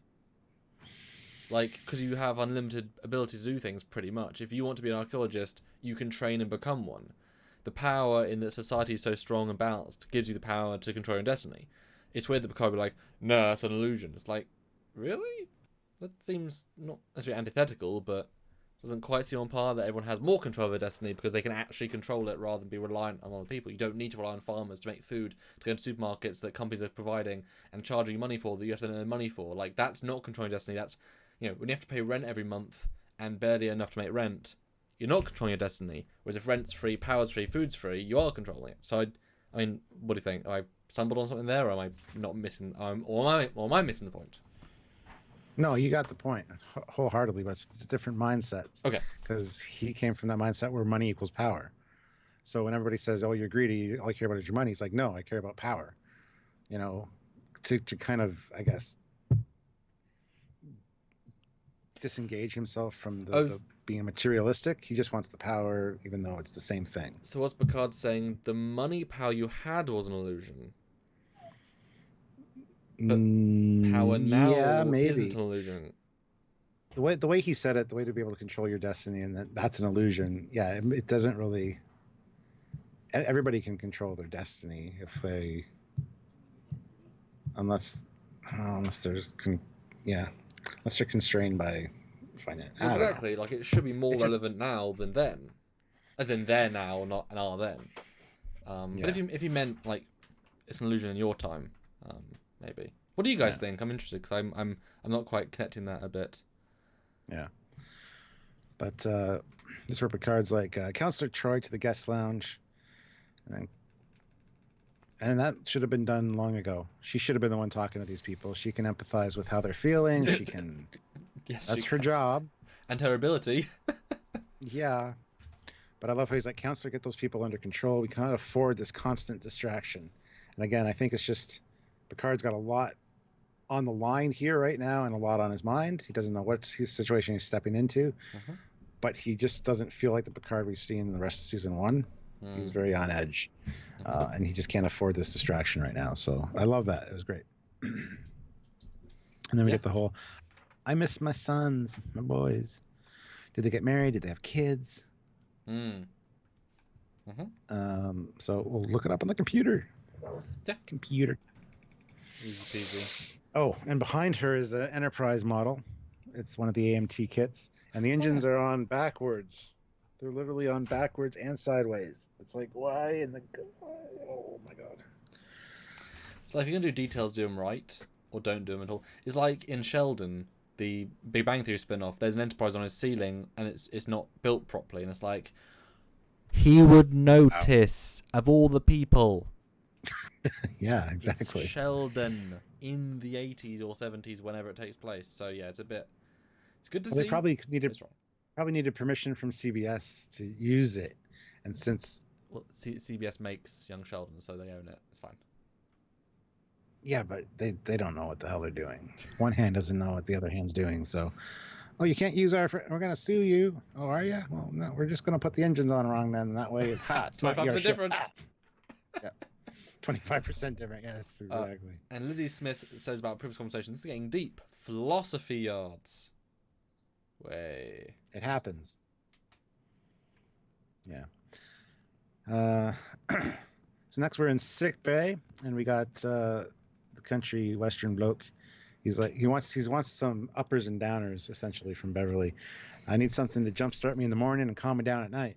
She's like, you have no medical need. I'm sorry, I can't help you. I just love the look on her face. It's like, nothing I can do for you. Where's Data? Where's that Data fella? I'll tell him you're looking for him. Well, thank you. You know, you're about the prettiest little doctor I've ever seen. And she taps her on the butt, and she's like, much obliged. This, I think, could have been cut, this scene. I'll be honest. It could have been, but I do like this character, though. I like the way he... Yeah. I just think, although, again, in 1994, were we slapping... Well, I was 1. Were you slapping girls' butts in 1994? Was that still a thing? No, I never have, but... It's just funny, because they should have put far out in the future. But somebody like him, yeah, I can see him doing that. But he's doing it in a nice way. That's the thing with these contexts. Like, he's meaning it completely nicely, even more respectfully. It's like, you're doing me a real solid here, gonna touch your butt. It's like, okay. Thanks. I just love her reaction as he's walking away. Much obliged. And then she like... It's great. Derek Rankin puts in £5. Hey, hi, Derek. Welcome. 80s were a time of excess. Money equals power. Drugs were rampant, and the impacts of STDs were understated. Yes. Raj is here. Hi, Raj. Hello, Raj. Then we're the whole family tree thing. 10 generations is your progeny. You know, go visit them. Oh, that's later. They'll go visit them thing. Yeah, her story is the least memorable because nothing actually happens of it. So yeah, it's the same beat but 3 times, which is fine. But you know. And now we're back to country western guy, and I love that the Enterprise D model is there again. That's a AMT kit, but that's okay. I'm bored out of my mind. Let's have a party. Can you get me a guitar? And then we're near the neutral zone. What's the neutral zone? It's a buffer between Federation space and the Romulan Star Empire. And why does that make me nervous? We won't be inviting these Romulans to our party now, will we? No, sir. No, sir. That wouldn't be appropriate. I was expecting to use one of his slang words for that. I was waiting for that. No, sir, that would not be hunky-dory. Like, that would have been, I think, yeah, that would have been good. I love this scene, because this is how you do exposition really well. This guy does not know. So you actually... And I love him saying Romulan, like, his serious level goes right up. I just love these two play off each other well. It's a straight man and the not straight man. That is tremendous. And he's trying to do a party because he doesn't know the situation. I mean, having a party makes sense to him, and it's nice. It's a good scene. Although it's amazing how they can keep getting these people. Like, if within a few minutes he can get Data. It's like, I mean, they are busy. Yeah. Well, this is when I expected Data to be like, come with me and take him to the holodeck and go recreate so and such and such. That could be occupied for a few hours. With the Romulans. Yeah. You know. Yeah. Because that would be a perfect time to use a holodeck right there. Yeah, I mean, if they're that much, might be a shock to the system though. Well, blindfold and then Yeah, I mean everything's shock to this. There's enough shock to this system. But yeah, if you want to keep them occupied for a few hours, like children, put them in the holodeck. You're inventing the situation. Although I guess you could argue you're going to a dangerous situation, so putting them in the holodeck is not the best idea. I guess. Oh. Derek Rankin puts in 10 pounds Oh. and says, also in the Star Trek Hey. universe, they went into stasis just before World War III, resulting in millions of deaths and dictators like Khan. So to Picard, they came from one of the worst times in Earth history. Yeah, but that doesn't... Picard's not the kind of person that would judge them based on that. He'd judge them on an individual, one-on-one kind of thing. That could explain why they weren't in Earth orbit also, as a result of World War III, perhaps a detonation... nuclear detonation in space, knocked it out of orbit. Who knows? That's interesting. And Dan23 says, I'm in the UK, so am I. When I was younger in the 90s, I remember adverts from the supermarket Asda's where they would smack their bottoms. That was a long running ad. Now that was like, it's not smacking the bottom so much as smacking the change in the back pocket. Like, you can buy the food with just the change in your back pocket. Click, click, change. So it was different context. It wasn't like, here's my butt. Judge. But who puts change in their back pocket? People did in the 90s. Don't know. No, actually, I have. I mean, if I'm too busy to be in the store, I'll just put it in the back pocket rather than take the wallet out if I've got to leave. I've done that often. But, yeah. And Dan23 says, what's wrong with you people in the UK? Nothing. It was just the back pocket change. I mean, there's more things wrong with Americans than UK people. You know, so... yeah, that's the least of things we do. But just remember, Stuart, Mum's go to Iceland. Remember that. What's got Iceland? What? Mums go to Iceland. Just remember that, Stuart. Oh, okay. I'll remember that. Good. I will remember that. Anyway, so they approach what's supposed to be left of Outpost Delta 05. Nothing is there. No evidence of conventional attack. The post was not destroyed. It appears it was just scooped off the face of the planet. Dun dun dun. And again, no visual of that, like you said, which would have been nice, but they're running out of budget, and that's absolutely fine. Yeah. So instead, they set course for the next closest station, and go investigate that. So just a quick scene, just kind of, again, more B plot than A plot. This one, unfortunately, but good sense of mystery as to what's going on. So that's good. And I love the escalation here. You expect to go to a starbase, and they say it's also gone, and they're like, what? Problem is though, when was it gone? Because they've been going there, not that far away, long range sensors, and if it is a Borg cube, you would assume they could sense this. It's a massive ship with massive power signatures, with massive, tractor beam. I mean, it's amazing they don't detect it unless it's like weeks ago or days ago. In which case, That's what I'm thinking. But then they would have got signals. They seem very. Well, they said they haven't heard from them. Hadn't heard from them in quite some time. So that's why they're going to investigate. And they don't actually come in the orbit of a planet. You just see the ship in space come out of warp. So my assumption is they got within long-range sensor scanning distance, scanned it, nothing there. So they change course and head to the next one. So I was surprised. I like that. That actually works really, really well. But I was surprised how it went from being, we've lost contact with all of them, to, oh no, this one also is damaged. Or gone, I mean. It feels like an extra bonus one, but if it's just one of the 9, it's like, you would assume the same thing happened to all of them? Why are you surprised at number... It feels like a slight out of left field scene for me. Like, it re-ramps up the pace. It doesn't necessarily need to. I don't know. But I like the exposition of it's all been sucked about. I wonder what because again, we know what the Borg do and don't do. And it's not really necessarily this either. They sometimes do, but whatever. What were the bug Borg going to do with the base that was sucked up? Like, what do you think the original idea was there? No idea. Because it's a very specific thing to do. To full on, like, just take the entire outpost out of the ground. That's a very specific thing, Yeah.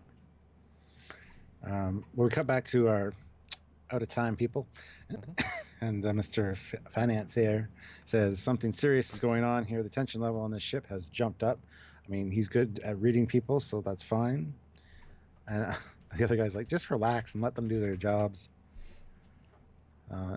To which he says, "I will not let my fate be decided by others. I want to know what's going on." So he storms off. It's a good scene. I like the rationale behind everyone there. You know. And somehow Data found the opportunity to replicate him a guitar. When the last scene we saw him in, Data got called to the bridge. Then we see the scene where the outpost is scooped up. So when did he have time to give him a guitar? Anyway. Yeah. I mean, but as we always say, Stuart, the amount of time between warp. Yeah, that's what I'm thinking. After they change course to the next outpost, it's like, oh, we got another 6 hours. So Data went, oh, okay, I got to give that guy a guitar so I could get him on my hair. I mean, what you do if you've got nothing to do for 6 hours? I mean, these people are a good diversion, and it is funny how when they get to the Romulans and when they get to whatever, like 92% of the crew don't know what's going on. Why would they? Like, they're busy in their own assignments. Like the science guy who's dealing with plants in hydroponics. Why would he know the Romulan were going to the neutral zone, like, that day? You know what I mean? It doesn't affect his mission. He's doing his own thing. I mean, most of the crew has no part to play in the grander mission because it's a ship of micro teams. They're doing their own things. That's the point. It's not just one big team doing one big thing. That'd be crazy. Yeah. Well, it also kind of explains why this guy's like, the tension level on the ship has jumped up, because if Data's had time to go down and replicate the guitar and whatever, and he could have seen more people realizing, and these people figured Starbase is gone, that the Starbase was scooped up, so they're kind of getting anxious. So he's noticing that. But Eugene puts in 250 rubles and says in the script it's Wesley who had replicated the guitar. Cool. So, didn't know that, but thank you. That's awesome. This would be an interesting one to read the script for, I think. Kind of like see what was. Actually, would that be interesting if we could get our hands on the script to actually compare script to episode for the season 1? See how they differed from like where they started to where they ended. That could be kind of fun. But thanks, Eugene. Anyway, they get to the next colony, and this condition is identical. Everyone and everything is gone. Jeez. And then this is where Picard's just basically standing there not doing anything, and everybody's giving him suggestions. He just doesn't feel like he's a leader right now. He just kind of feels like So Riker says, I'd suggest red alert. If the Romulans have improved their cloaking device, we need to be safe. And then Picard's like, we're going to proceed in a calm manner. We're still only investigating. Well, can I suggest yellow alert? Yes, yellow alert will be appropriate. It's like, why didn't Picard just order yellow alert? I agree with that wholeheartedly. That's the default. I mean, the shield should be on either way. There's no aggression with shields.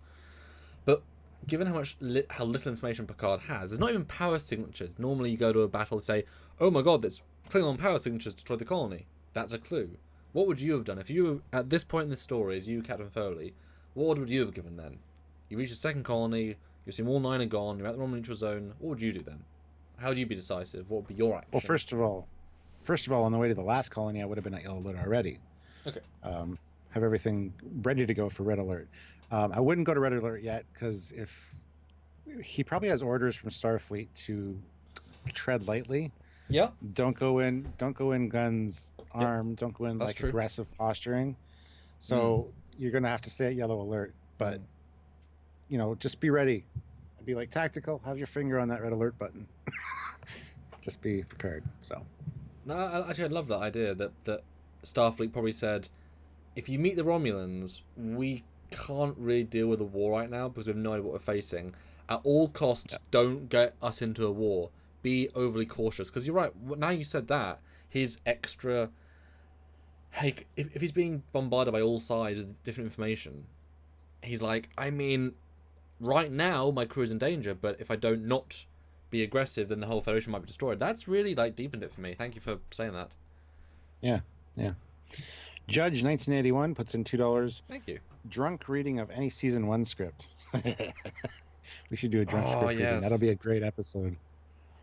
And Sam Whiskey puts in $4.99. Sam! Star Trek Ship of Discovery is a copy of the Invader ship from the 1962 TV show Fireball XL5, Season 1, Episode 34, The Firefighters.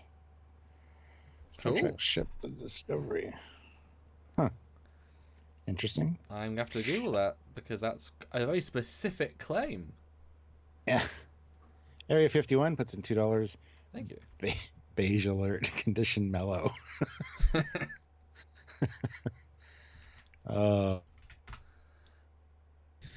Although anyway, I think Street, you've got to remember uh, that when you go to red alert, you've got to change the bulb, and got to be careful. that's true. That's true. But you got people for that, right? So You do. And it's probably Mr. Wolf because he's always doing things. Yeah. I'll handle the next scene because I haven't explained many of the scenes. I just talked about them, and we'll talk the roles. So now the man from the future comes through, sees the alert. He sees lots of women in skirts, and he's like, ooh, that room's probably an elevator. Sure. And he walks in, and I love the one take the minimal acting he gives. Like, he's acting everything in between. It's like, where would the captain be? Captain's on the bridge. That's it. Love it. Very well played. It's exactly how we'd be if we didn't know it was voice command. Yeah. No, it was great. I have nothing else to add to that. That was good. He's a good actor. Like I said, I didn't give him credit the first time round. They do nail it, I think. I was actually thinking, as I was watching it, they might be some of the best guest cast of the entire season.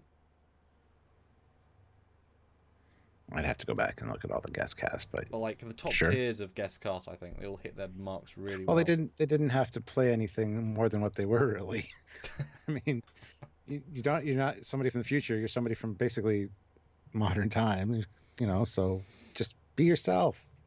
I love that. Yeah. Right. So we want to hire a lawyer who's also an actor in spare time, a mum, actor in spare time, and a drug addicted fun guy that's an actor in spare time. Oh, they're all already in the lot. Brilliant. They're all in the cafeteria. Yeah. I love that. That's a good point. But yeah, then you've got the bridge tension as the energy signature. The energy signature. Now, this confused me, and I'm so effing glad that they reasoned it in dialogue, because I was getting pissed off at the screen. They were saying, Captain, energy signature is appearing, and it's moving, and it's big. And I'm like, oh, for God's sake, if they can detect them. It's not a cloaking device, is it? Target lock, sir. It's like, what's the point? What's the effing point? Oh, it's gone, sir. And they're like, oh, I guess they were testing us. I'm like, oh my God, I didn't realize that was a thing. Yes. Love it. Love it, love it, love it. They almost fire weapons, or at least everyone else wants to. Oh, I'm like, that's such a good moment. And Worf gets shut down here. Captain, I recommend charging phasers and photon torpedoes. We'll wait until we see their intent. Because, they were basically testing them, which is great. And I put here, Picard seems very unsure. Just the way he's acting, he just doesn't... He's not on point, for sure. So I think I just think what we just talked about, he's so cautious because this situation is so life or death. And there's no backup. He's not going to get any more backup from this either. But I love at least the sense of a considered man he is. He is the explorer, he is a negotiator, and he plays a scene well for that. So I do appreciate... I love the idea of this scene, that they're testing them. Although it's a risky test. Well, I guess you could argue that maybe they had, like, basic shielding on, basic cloak, which allowed them to have basic shields. Because if they did fire all weapons, I mean, the ship's cloaked, no shields. That's a lot of firepower. They could destroy the ship, possibly. That's a big risk. Yeah. Eugene puts in 1,000 rubles, though, and says, Dideridex. Right there. Dideridex. Right the first shot of the Dideridex. They're disengaging their cloaking device. And then, again, everybody's, like, throwing shit at Picard. Like, this may be our only chance. They will only be vulnerable for an instant when they become visible. Picard's like, no, they just want to engage our intent. So let's just chill. Yeah. I also think they'd probably slow down the de-warp cycle to give them more time to react, like 2 tests, because like the decloak is very quick. You know, I mean, the time it takes them to explain the situation, they're already de-warped, so they either fire instantly or they don't fire instantly. You know, but we did miss the fact that the past guy has walked on the bridge and is like, yes, what's going on here? And they get off my bridge. It's like, oh my God. Oh, he hasn't done that yet. He says we want to gauge their intent, and then who the hell are they? And that's when he turns around and says, "Get that man off my bridge." Yeah. And then Riker says, and then Riker says, "I never thought I'd see a Romulan ship this close." Last time we encountered them was decades ago at the cost of thousands of lives. So That I thought was a weird comment. Like, if you made a peace treaty to show the last time you saw them, either you still be at war, or negative. You know? So there's no peace treaty. There was the Tomed incident, which we reported on, oh. and then they just disappeared for 50 years. Oh, so they just stopped attacking things.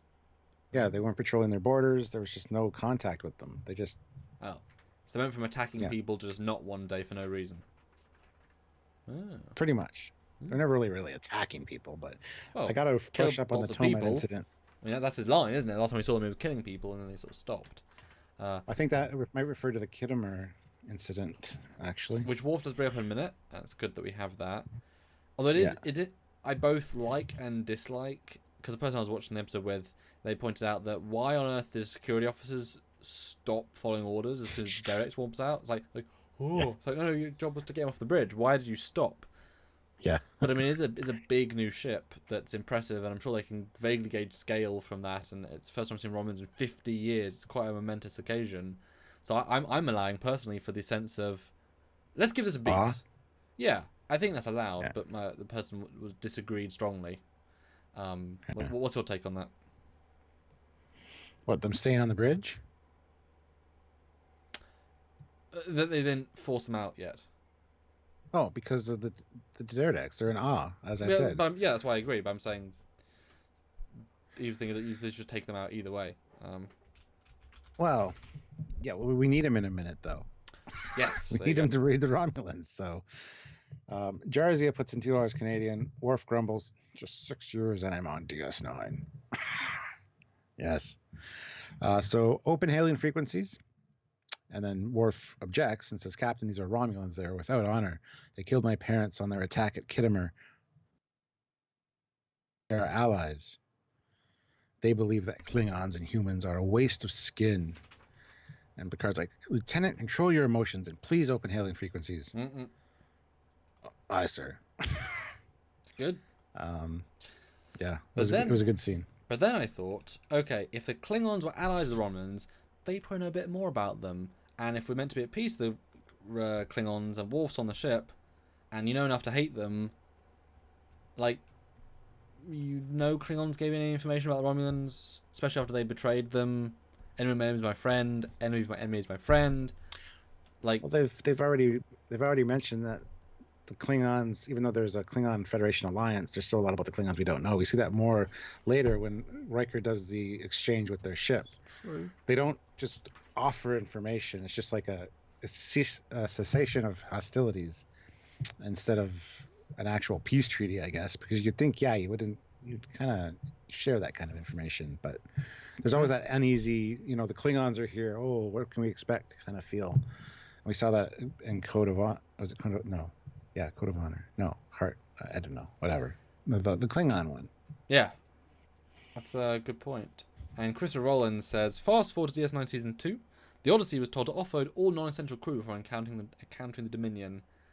And in this one, they just sort of go with all the families. That was just a good point. But yes, we get introduced to the Romulans. Well, first, I want to talk about that scale of that ship. We do not get introduced to the Romulans. People have been saying, it's twice the size of the Galaxy class. We never get a good sense of scale with these.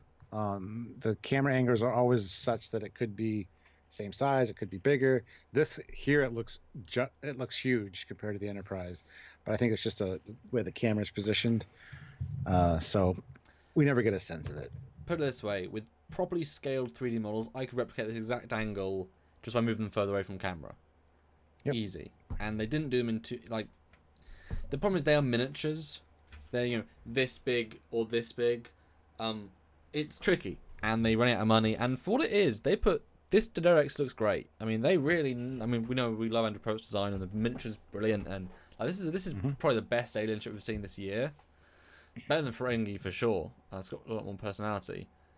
So I didn't get to see more of it. But yeah, scaling doesn't look right. But again, lens perspective and such. I mean, they knew how big it was. But you tell it to the VFX team, how do you represent that with shots that are also motion controlled and multiple passes, and without doing a top shot, which would have looked silly. you can't really win. Yeah. You know. I just wanted to point that out because all the people, Yeah. it looks so huge here, and then it looks like smaller later, and you never get a feel for it ever in TNG, really. Because even when the camera's behind the Enterprise, they still look like just, I don't know, the way they have them angled. It's just. And then in DS9 and Voyager, they had to scale them down because if they're that big, they would look too big compared to the fleet. So we never get a properly scaled to Deredex. Oops. Yep. And guys, 164 people watching, which is absolutely amazing. And 137 people liked it. Please do like more. Only 0 dislikes, which is amazing. Lots of super chats so far. Having a wonderful time. I know I am. What a great way to sort of end the season 1 look at. So you guys have Kite and Storm. I guess everyone was not busy today. Yay for us. Yeah, well, thank you for coming by, guys. So now the Romulans are back, Stuart. Introducing Goldu Romulan. Romulan Ducat. Commander Tabak. Yes. Sensors indicate. Oh, also sensors indicate all their systems are armed. Yes. So you guys have crossed the neutral zone. This is an act of aggression. It was necessary. If our intent was aggression, you would not be here now. I love that. Because I think it is stated that roughly one of the Derelicts can outshoot a galaxy. Yeah. Like, roughly. And there's probably more than one there, to be honest. There's probably a few. That's why they were, like, teasing them by showing them. That'd have been cool, yeah. You try and fight us, and we have 12 motherfucking ships. Yeah. No, I'm not... I find the acting for these two, I'd love to know what the direction was. I think Goldu Cuts is a lot better. The other guy I don't quite buy. He's kind of stunted delivery. Yeah. It doesn't quite work for me. I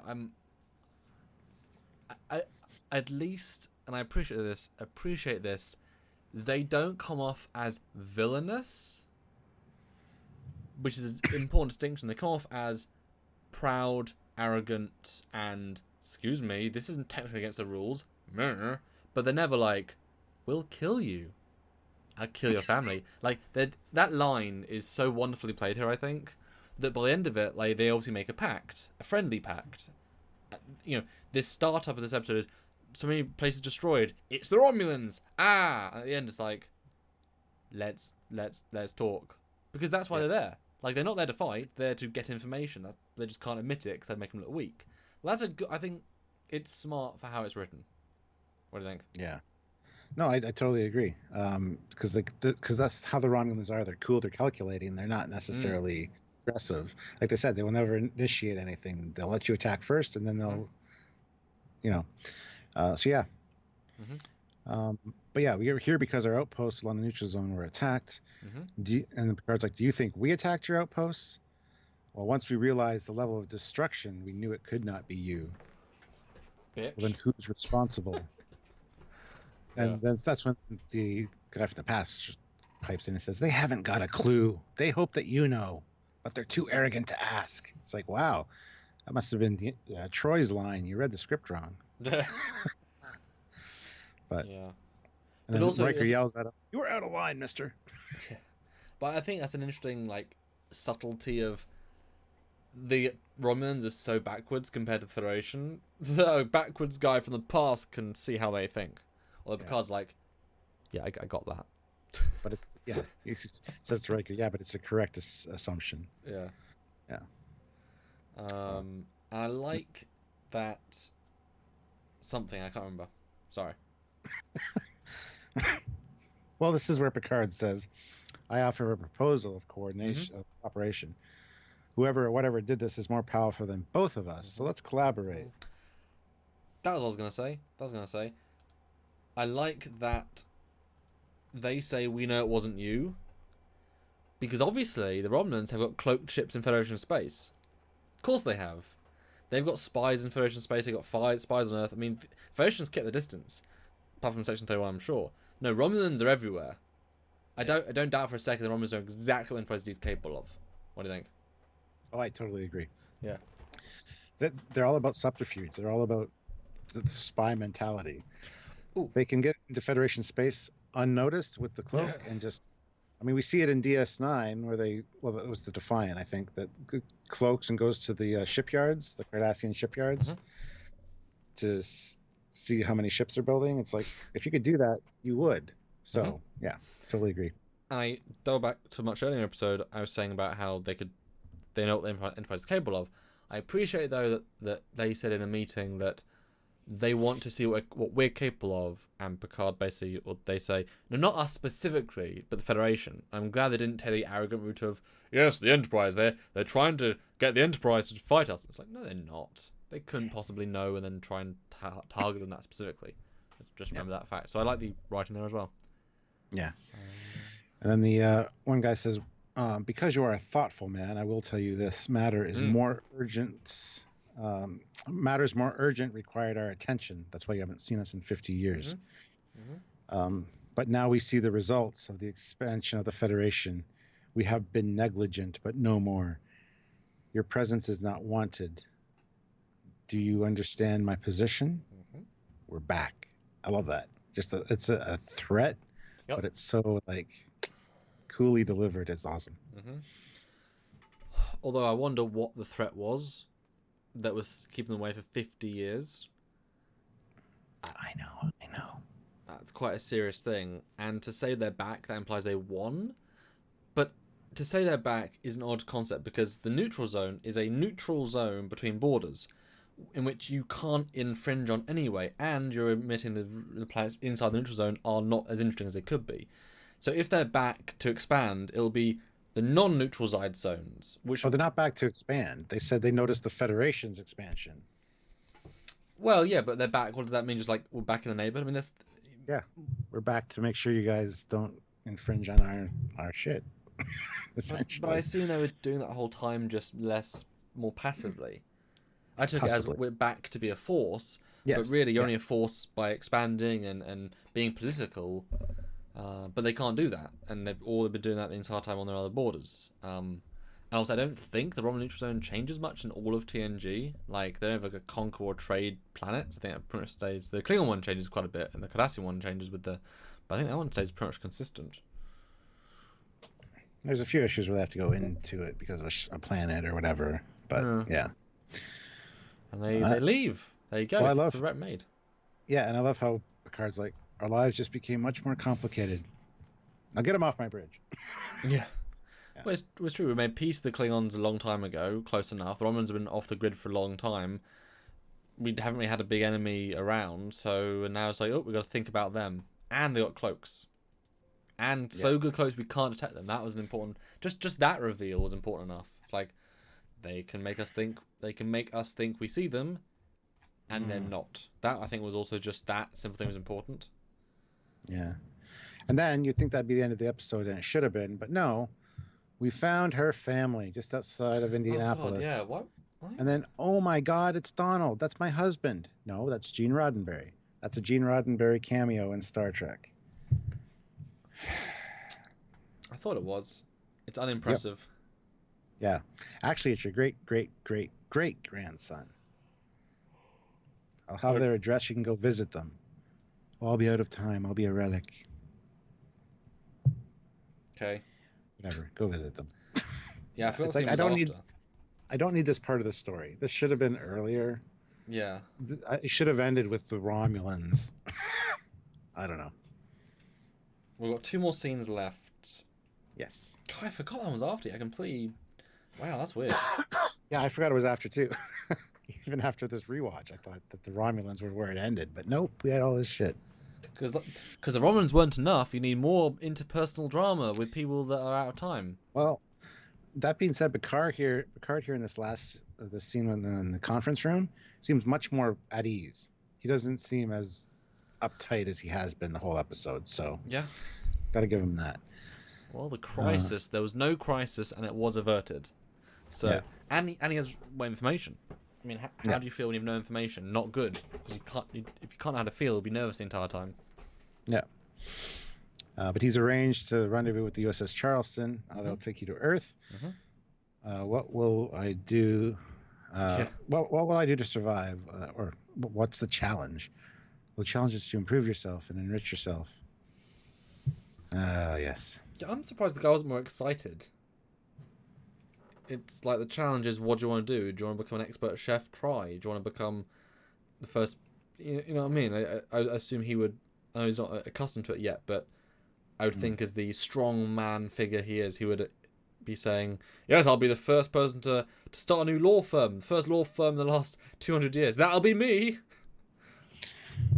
Jeff Jacobs puts in $2 and says the image on the viewer is Peter Larson per Amazon information. Well, it looks a lot like Gene Roddenberry to me.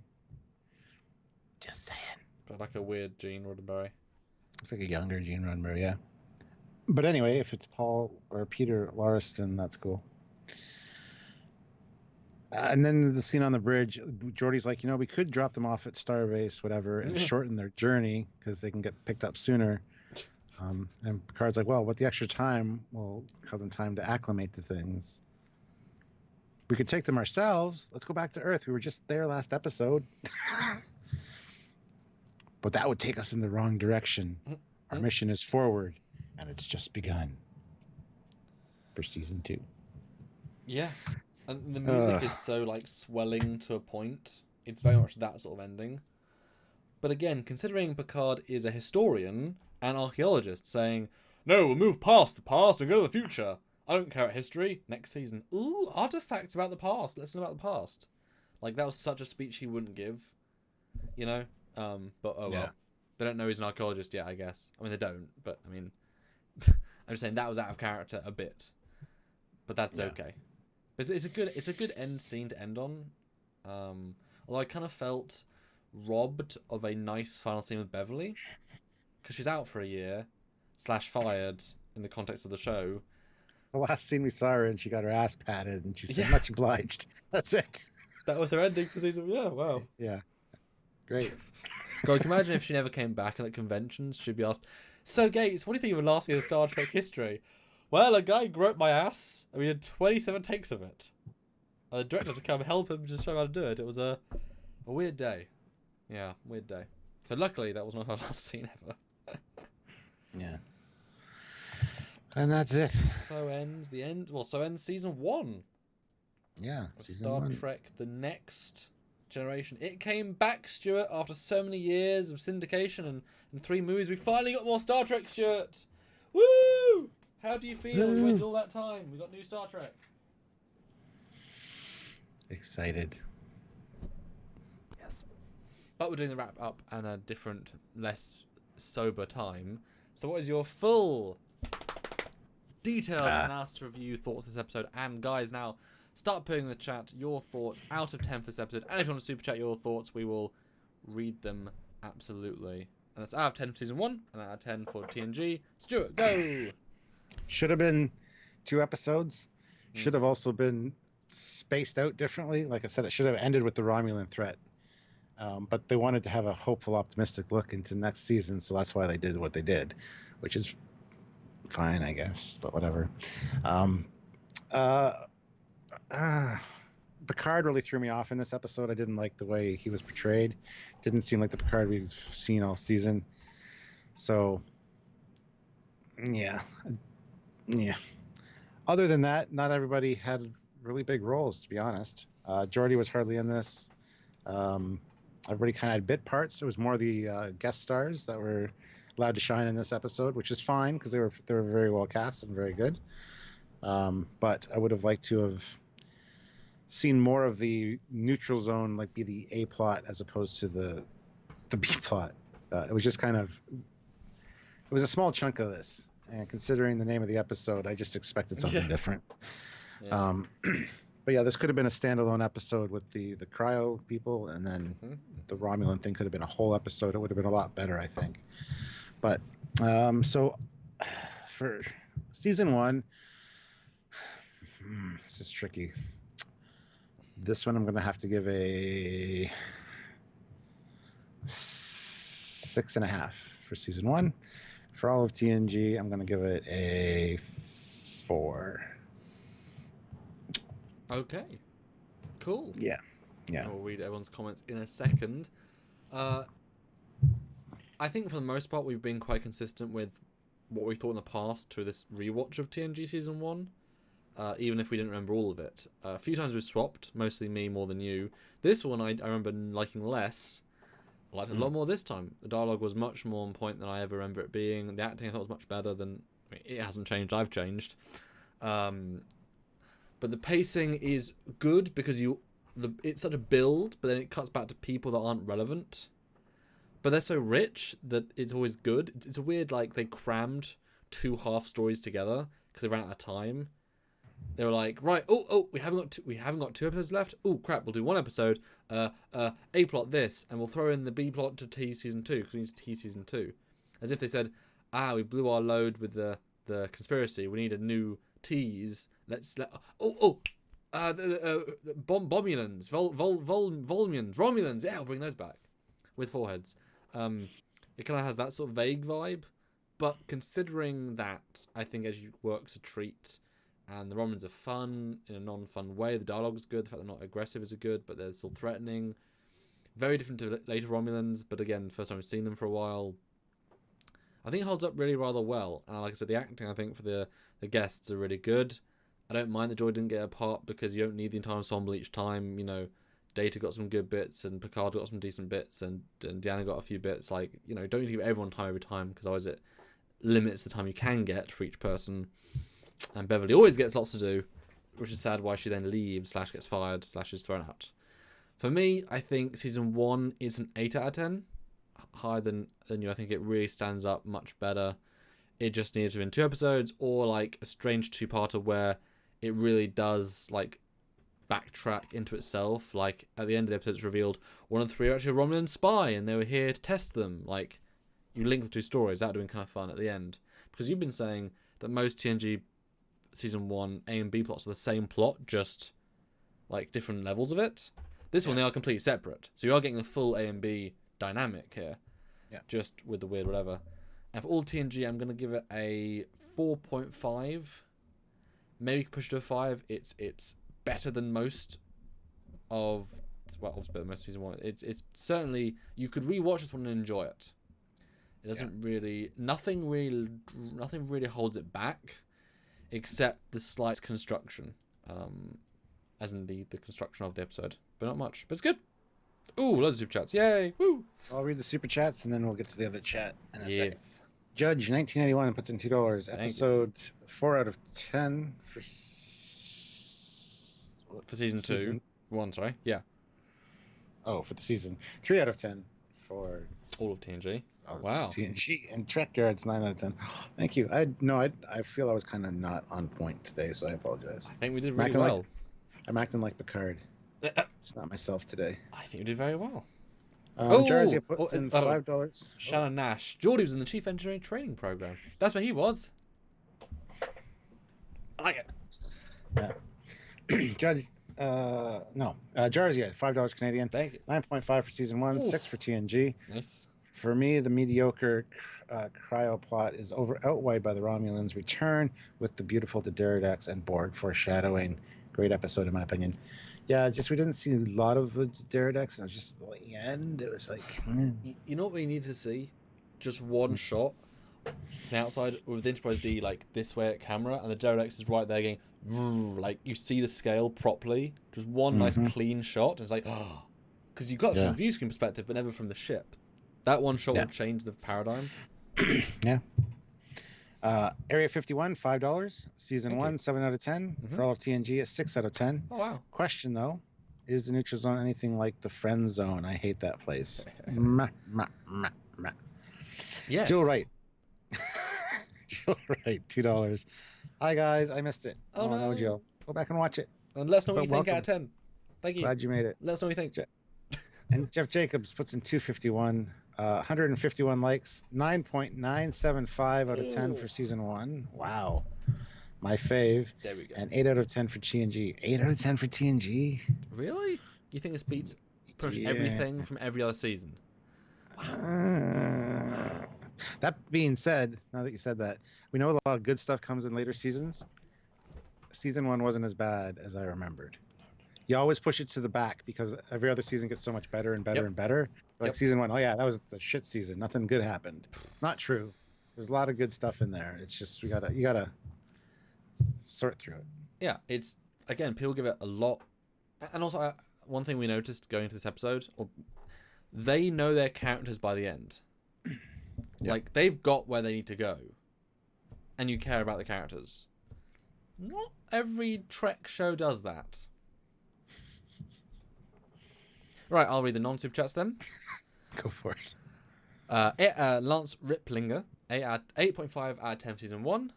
Thought it was pretty solid. Wow. Cool. SP Freely, 5 out of 10 for everything season 1. The stories are pretty weak, and I'm glad TNG grew out of this style of storytelling. Robert Hayes hated how they treated the 20th century folks, almost makes you hate the crew. Yeah. But I guess it's kind of like, how would we treat Victorians if they were like, oh, hello, where's my servant? And, ooh, woman, hello, black person, You know, I guess there's so much of a contextual in 300 years that we'd find it hard as well. We'd be like, yeah, you're really behind. But, I already complained about that as well.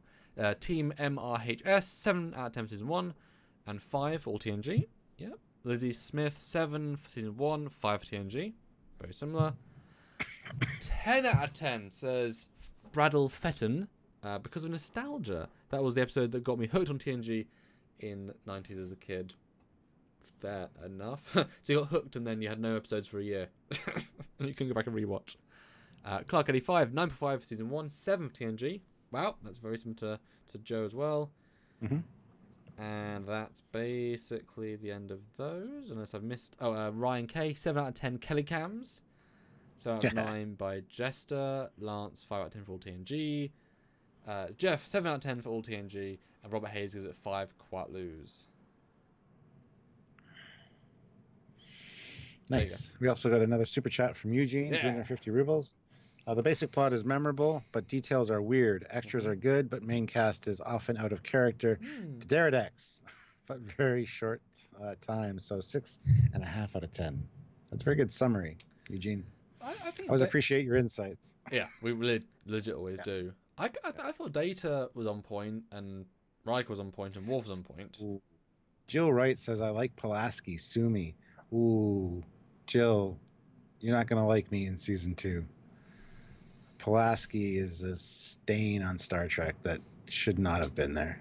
I hate her so much. Think how fun it's going to be for me talking to him live about this for like many, many days and possibly weeks and possibly months. And how fun it is for me for the plot holes that I need to hear about over and over and over again. Hey, they're not going anywhere. I'll just say, hey, I hate Pulaski in this episode. Moving along. That's fair. Each episode. We'll just have like a worst Pulaski moment each episode. Just pick your worst moment. It's like, this moment, this is why I hate Pulaski. Every episode. I'll have to pick a worst Pulaski moment and a best Pulaski moment, because it's got to have some good there too. So I'll pick the one thing I hated least about her. Mm-hmm. Nothing I liked about her, something I hated least. And then, there you go. Yeah. Cool. That was good. So, guys, I want to talk to you all for a moment. We've still got a decent sample size, 126 people. Yes. We want to do our Drunk Trek Yard looking at TNG Season 1. But for that, we need a weekend. I'm not here this weekend. So that needs to be, I guess, the weekend after, which is actually quite a way from now. That's the 28th. So that's 2 weeks of lives. So what would you be interested in seeing in between?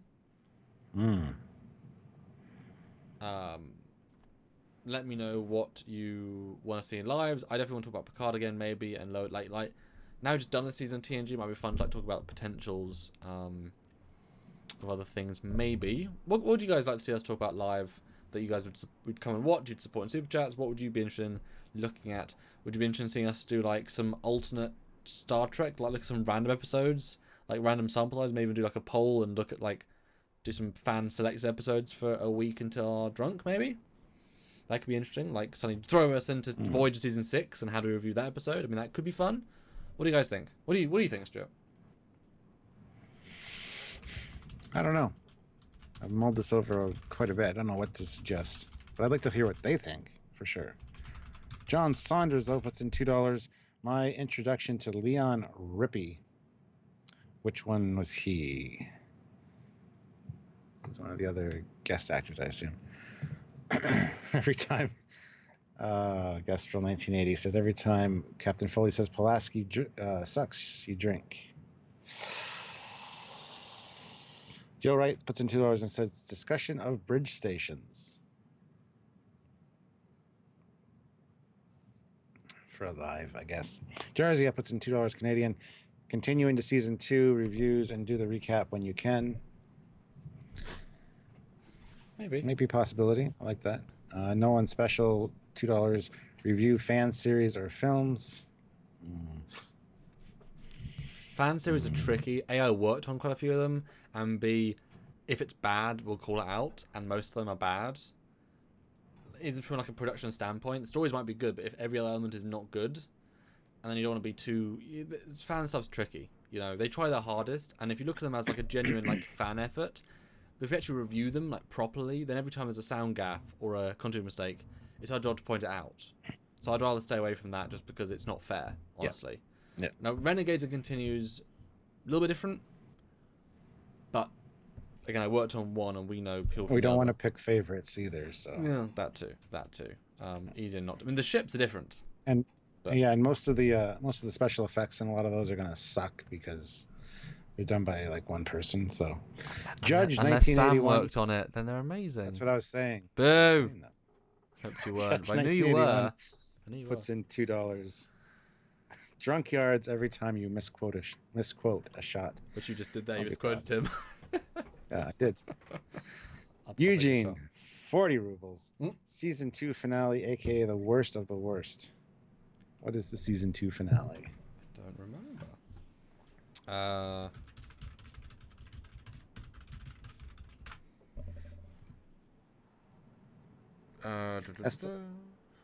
SWTX Chaser puts in $10. Thank you. My goodness, thank you. All right. Keep the lives going. Season 2. Oh, Shades of Grey, the Riker flashback. Oh, the clip show. It's actually, as far as clip shows go, it's not the worst clip show I've ever seen, but we'll talk about that when we get there. I have zero appreciation or love for that. It'll be fun to talk about. Yes. You might like it more on a rewatch. I might. Who knows? Hey, we might like The Child more on rewatch. Yeah. John's... Oh, no. No, Hey, we won't. It took you a while, didn't it? Yeah, it did. John Saunders puts in $2. Thank you. He's musician. Continue with season 2. The country singer. Okay, yes. Because we'll be able to get 6 episodes in season 2, just quite a few. But I kind of like the idea of being fresh in season 2, like actually, because I don't want to... Like, I know we're not going to necessarily be too biased by watching the first 6, but there's a nice natural point of that. I mean, everyone seems to want us to continue. That seems to be the consensus here. Yeah. But maybe people would jump... Also, we want people to find these lives, because we have a lot of fun. I mean, while we're not necessarily breaking the info bank with new information, I think our analysis is interesting, and the fact that we're really thinking about it, breaking it down, looking at the good, the bad, and you know, I think it's worth something. Also, you guys do because you're watching and supporting it, but we want more people to watch. So maybe it's worth doing some really like good other show ones to get people into the show. Maybe, I don't know, because obviously people come along for episodes they like, and so if you do a couple of good ones, maybe, don't know. But then obviously you're jumping ahead, and would we do 2 reviews then? Like once we get there in 2026, the DS9 episode, we looked at it when we were younger in 2019, but we're back again. No. Judge 1981 though says Trek Yards, tell Sam if he doesn't pick something, I'm mailing him Bacardi 151 green cream de menthe. You need to message him back, sir. Yes, the problem is I got like no offense to anyone, like There's no problem. It's on your to-do list. It's on the very top. I just put it there. It's an email. It'll take you literally 2 minutes to do. It's not gonna. I know. It's not professional. I know. But when you say that about anything, then each one pulls you back, and you know. But yes, I'll do that tomorrow because it's already. It's already tomorrow. But I'll do it tomorrow. Yeah. What else? We'll have to figure something out for later this week. There won't be a live tomorrow. I know that. Yes. Well, there might be. I could be back in time for live tomorrow. Wednesday I can't though for sure. But then Thursday, Friday should be fine. But I'm away on Friday, so it'll be Thursday. It'll be So we Thursday. need to figure something out between now and then. Probably can. Yeah. No, these were certainly fun, and thanks guys for turning up in Storm for this one. And I'm certainly keen to keep going on TNG until we get to Picard, because we'll be right back, Yep. right back there. I think we should just continue on with season 2, but yeah, I don't want to be like 6 in and then do our review of season 1, because I don't know, it shouldn't be too bad, I guess. I don't know. Well, I'm sure we can take our brains away, but it's like the clean factor for also like uploading things. It's like, and there it is, Yeah. I was trying to think, is it worth like maybe doing a review of like one of the games or something? It could be kind of interesting, like because there's like side things. Did you ever see like Star Trek Borg or Star Trek Klingon Encounter? Any of those? I mean, I watched them on YouTube, yeah. Yeah, those are fun. But yeah, not everybody's seen those. And That's why go watch it go watch it beforehand. I mean, people hopefully you've rewatched the episode before you listen to us. They're like 3 hours long. Those YouTube videos. They are. They're brilliant. I mean, Lizzie was saying do the movies, but I feel like movies are such like a one and done. I've already reviewed the movies. You've also reviewed the movies. But I feel like those are like Saturday afternoon, a couple of drinks, 3-hour streams. Yeah, I agree. Because that's like a nice enjoying it session. Because I would also like talk about the Easter eggs and like show comparison images, and like there's a whole lot of stuff there. Because Jersey puts in $2 Canadian, or do the recap sober and save a bad episode for drunkyards. No, we want to kind of have a nice discussion about the entirety of season 1. Yeah, with that. So because then we don't know doubly don't know where it's gonna go if we don't know what we're saying because we're drunk. That's the fun bit. Like, what do we really think about the neutral zone? You'll find out after 26 drinks. Oh, we should definitely have a drink when we just do a new episode. It's like 1 shot per new episode. Yeah. No One Special puts in $2. Review double parters in different series. And all right, I'm going to get to Mark Pearson's super chat in a second, but I want to read Lizzie Smith's comment. Review Trek Yards starting at episode 1. Should we start episode 1 or episode 0? Oh, 0. There's an episode 0. And we also have a video of us reviewing episode 0. I don't know if it ever came out. But to re-review episode 0. But Matt Pearson puts in £10. Crazy. Would love to see more behind-the-scenes interviews and stuff regarding the visual effects and ship designs. Chat with model makers, CG guys, etc. from back in the 90s. Loved your previous vids on this. Yeah, I mean, we need to do more, obviously. But got to arrange times for that and get everybody lined up and get some things filmed. Sure. I mean, that was our bread and butter for 3 years, but the problem is we've already talked to them about a lot of stuff. So exactly, this is why we're almost 5 years in. It's like, yeah, we did those. We talked to the people and we had the conversations. So we're just trying to sort of evolve and do new things because we did that. You can go back and do very good interviews with lots of people. There's always more to do, but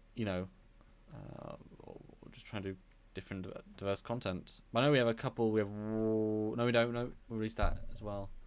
We have a couple of guest ones, but they come on very specific things. I'm trying to get Rob Bonchoon back for another interview afternoon.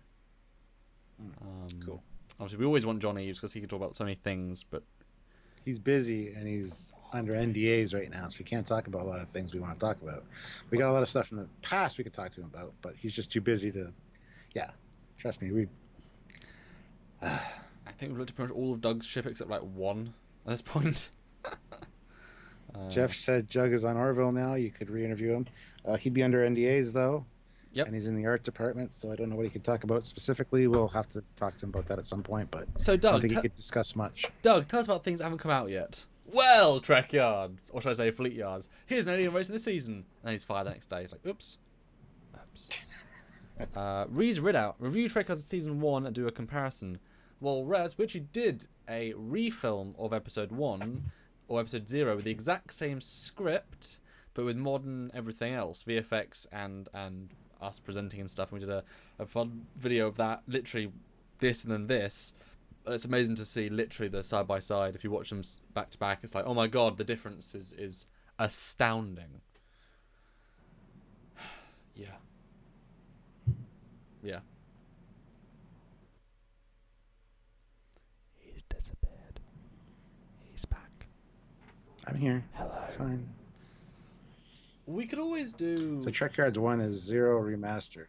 No, Trek Yards 0 is completely different than Trek Yards 1. Yeah, I pitched it because I knew that if we ever got big, we'd be like, we did a thing. We did the cage. So we did the cage. It wasn't released. Yeah. I said we're not releasing the Stuart. And for episode 1, so we have practice, and then I remember you saying at the time that episode 0 was for only friends and family. I remember you sending me this lovely comment saying your brother really liked it. And I was like, yes, yes. Well, he's a huge Star Trek fan, so Yeah, that was a nice feeling.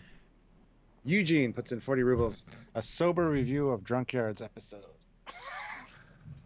God. I guess we wouldn't copyright This is ourselves, would we? Yeah, I could be like, this is where I don't remember anything from this point on. So this is all new to me now.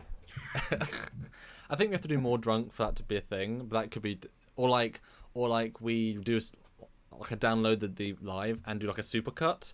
And then say sober Trek Yards reviews drunk Trek Yards as like the supercut. That could be really fun.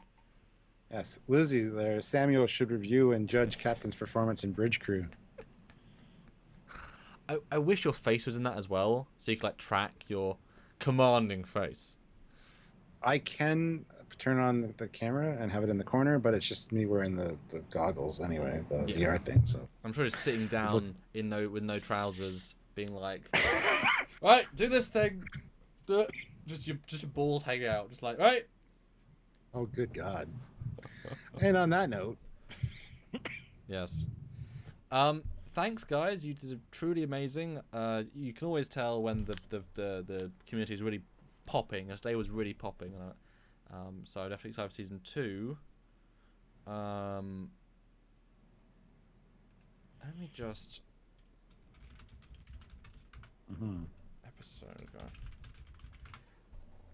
Just because we're doing this sober, some things we want to look forward to in season 2, Stuart.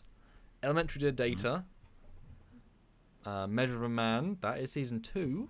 The Royale, Times Squared, Pen Pals, Q Who, Samaritan Snare, Manhunt, The Emissary, no, not that one. You know what we can do for our review for our live on Thursday? Yeah. Go through each of the ones in season 2 and give our first reactions to the episode titles and how much we remember about it.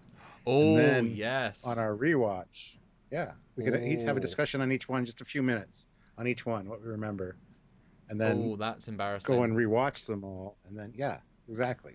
I thought that should be a drinking one too, just like a gentle drink, just like have a couple of drinks beforehand. We could, yeah. That would be. So, what do you guys think? A completely bullshit funny one that we have to recite? Because I'm looking at these episodes and I don't honestly remember some of them. I do. Good.